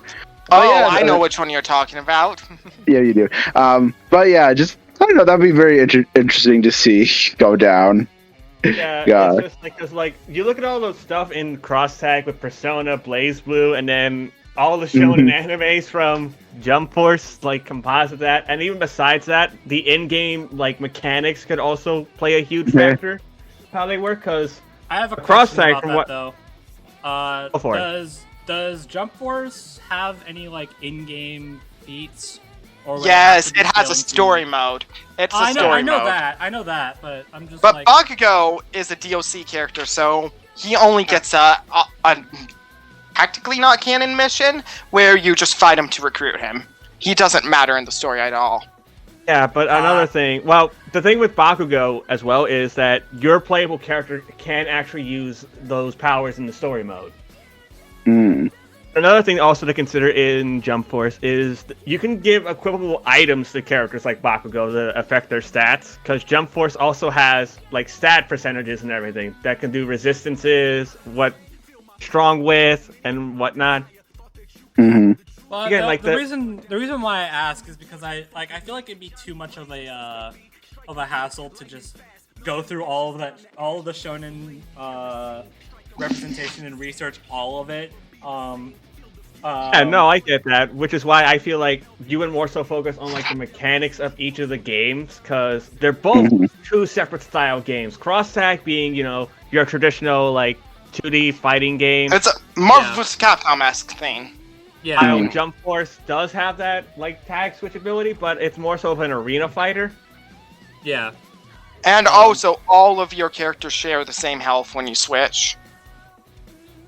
Yeah, and also, I mean, the other reason is because, like, there's, as far as, like, in-game feats, cross-tag battle, its main villain merges, like, all of their universes together. Ragna's the only one who really scales to it, though. I mean, not really, because, like, depending on what story you're playing, like, the main characters are the ones that end up doing the final blow. Yeah. Yes. So, like... Yeah. And But like, Ragna's like but the one who defeats it and when it's at its main power. That's the thing. And the canon ending. I mean, sure, but also, So, yeah. like, all the characters fight each other eventually with varying results. Plus, like, Ruby defeats I forget what the thing is called. The operator. Yes, the operator. Yeah, Ruby defeats it, and if you're gonna tell me that Ruby is stronger than Yang, you are out of your freaking mind. Yeah. I couldn't do scaling for Bakugo compared to the other My Hero characters in the game, because that would make sense. Yeah. Yeah. And of course, you got all the special moves that have different effects, like Bakugo's stun grenade can break your guard if you're blocking. And this works on, like, the stands of the JoJo universe, so... Oh, Oh God. gosh. Yeah. Fun stuff. It's pretty cool, like, you can also reference all the combos that they have from each of their fighting games. Yeah. That'd be cute to do, yeah. Yeah. Indeed. Like, it's hard to say who I think would actually pull off the victory in that one because of, like, different game mechanics, different combos, and different stats for Bakugo, specifically. Not just, like, feat-wise, but also in-game stats. Yeah. Yeah, that would be an interesting one to do. Until I saw Jump Force's story, but I remember like nothing about it. Yeah. Other than unless- Sanji does standard Sanji stuff if you stick with Team Luffy. Yeah. I mean, unless Jump Force has some sort of like universe merging feat as well, I'm probably gonna side with Yang. And that's I'm pretty sure that's the exact plotline of it. Yeah, Oh, they is merge all the worlds of the Jump yeah. Force universes together. Yeah, Technically, wasn't it someone named Prometheus does that? Yes. Yeah. That's why at the moment I think I'd say Bakugo yet again because there's more universes being involved in this than there are in Cross Tag.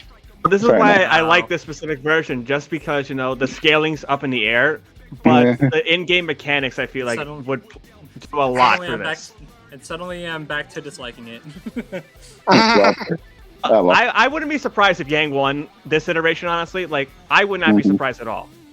Like, Again, I know I it's don't know the mechanic. like I don't know the I'm just gonna say this right now. I know it's petty to dislike a matchup because the character loses, but that's literally like I feel so apathetic towards Yang versus Bakugo as like a general matchup. Like I again I understand this is petty, but I don't think I would accept this matchup if Yang lost. because I can understand that. Just because, not just because I prefer her over Bakugo, but also just the general community reaction is going to be ugh. No. Like I said, I would only vote for Bakugo if this was the case because I don't know Cross Tag's mechanics like at all. Fair enough. That is the match. Cross Tag really doesn't have any crazy mechanics. It's just a standard fighter. It's just Yang is unique, has a unique mechanic and gets a power boost at a certain point, and I burn flames. If you played an Arc System game before, you probably played Cross Tag at least a little bit. I've never played an Arc System game, so I got that. Cross Tag is just any Arc System fighter, just stripped down to the bare bones, and has a switching mechanic. I love Cross Tag, by the way.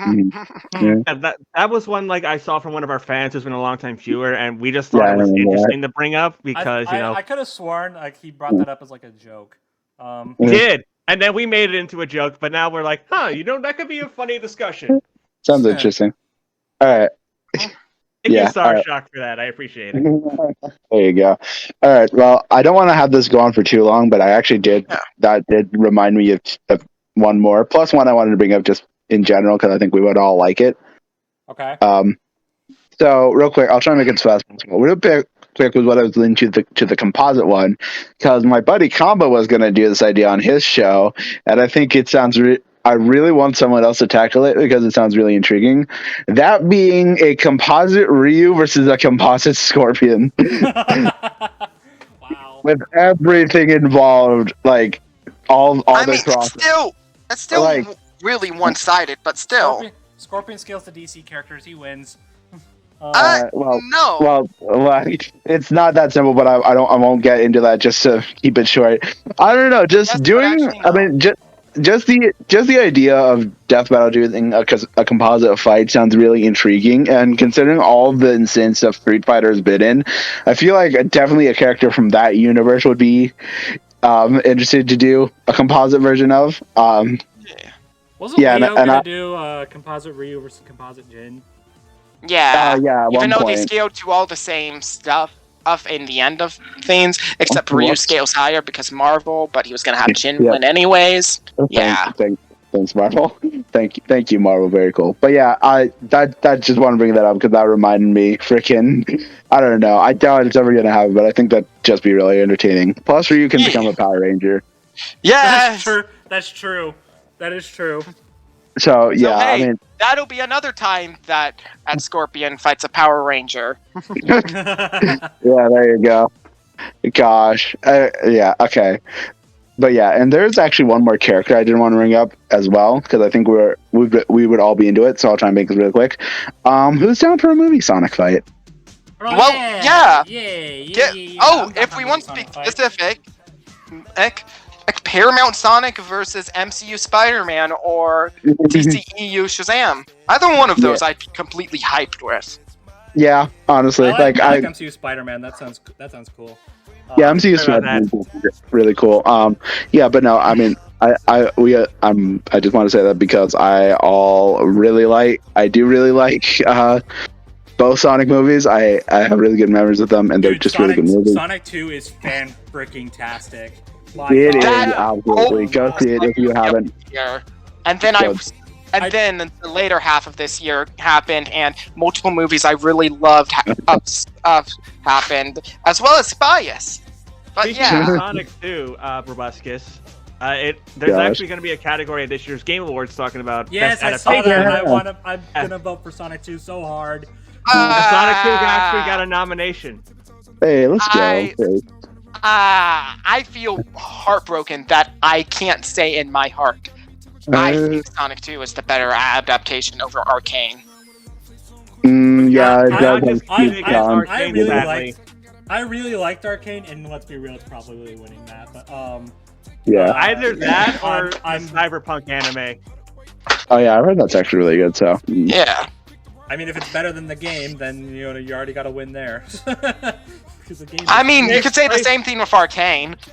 True. Takes place before the game, oddly enough, which works. I mean, if we're gonna be talking about League of Legends here, might as well bring up that Tomura Shigaraki in My Hero Academia canon has played League of Legends. yeah, right. Gosh. Anyways, Because of course he is. Of course he is. But yeah, freaking, I don't know. I mean, I feel like they will eventually. I mean, this matchup is horribly outdated because Movie Sonic versus Detective Pikachu is still. Yeah, I still like that. Exists. I mean, did you do that on your channel? I did. Horribly. I did, and then Sonic 2 came out, and I was like, oh well. Gosh, yeah. Man, if only I'd waited. Yeah, well. What you gonna do? I had Hindsight. No idea. Yeah, but yeah, I had no idea. yeah. So yeah. So But, all those three, any of those three matchups are really cool. I also, even though I know we brought up one previously, but if she doesn't fight lose, I would also accept Anne Boone Choi for Movie Sonic. That one's also growing on me.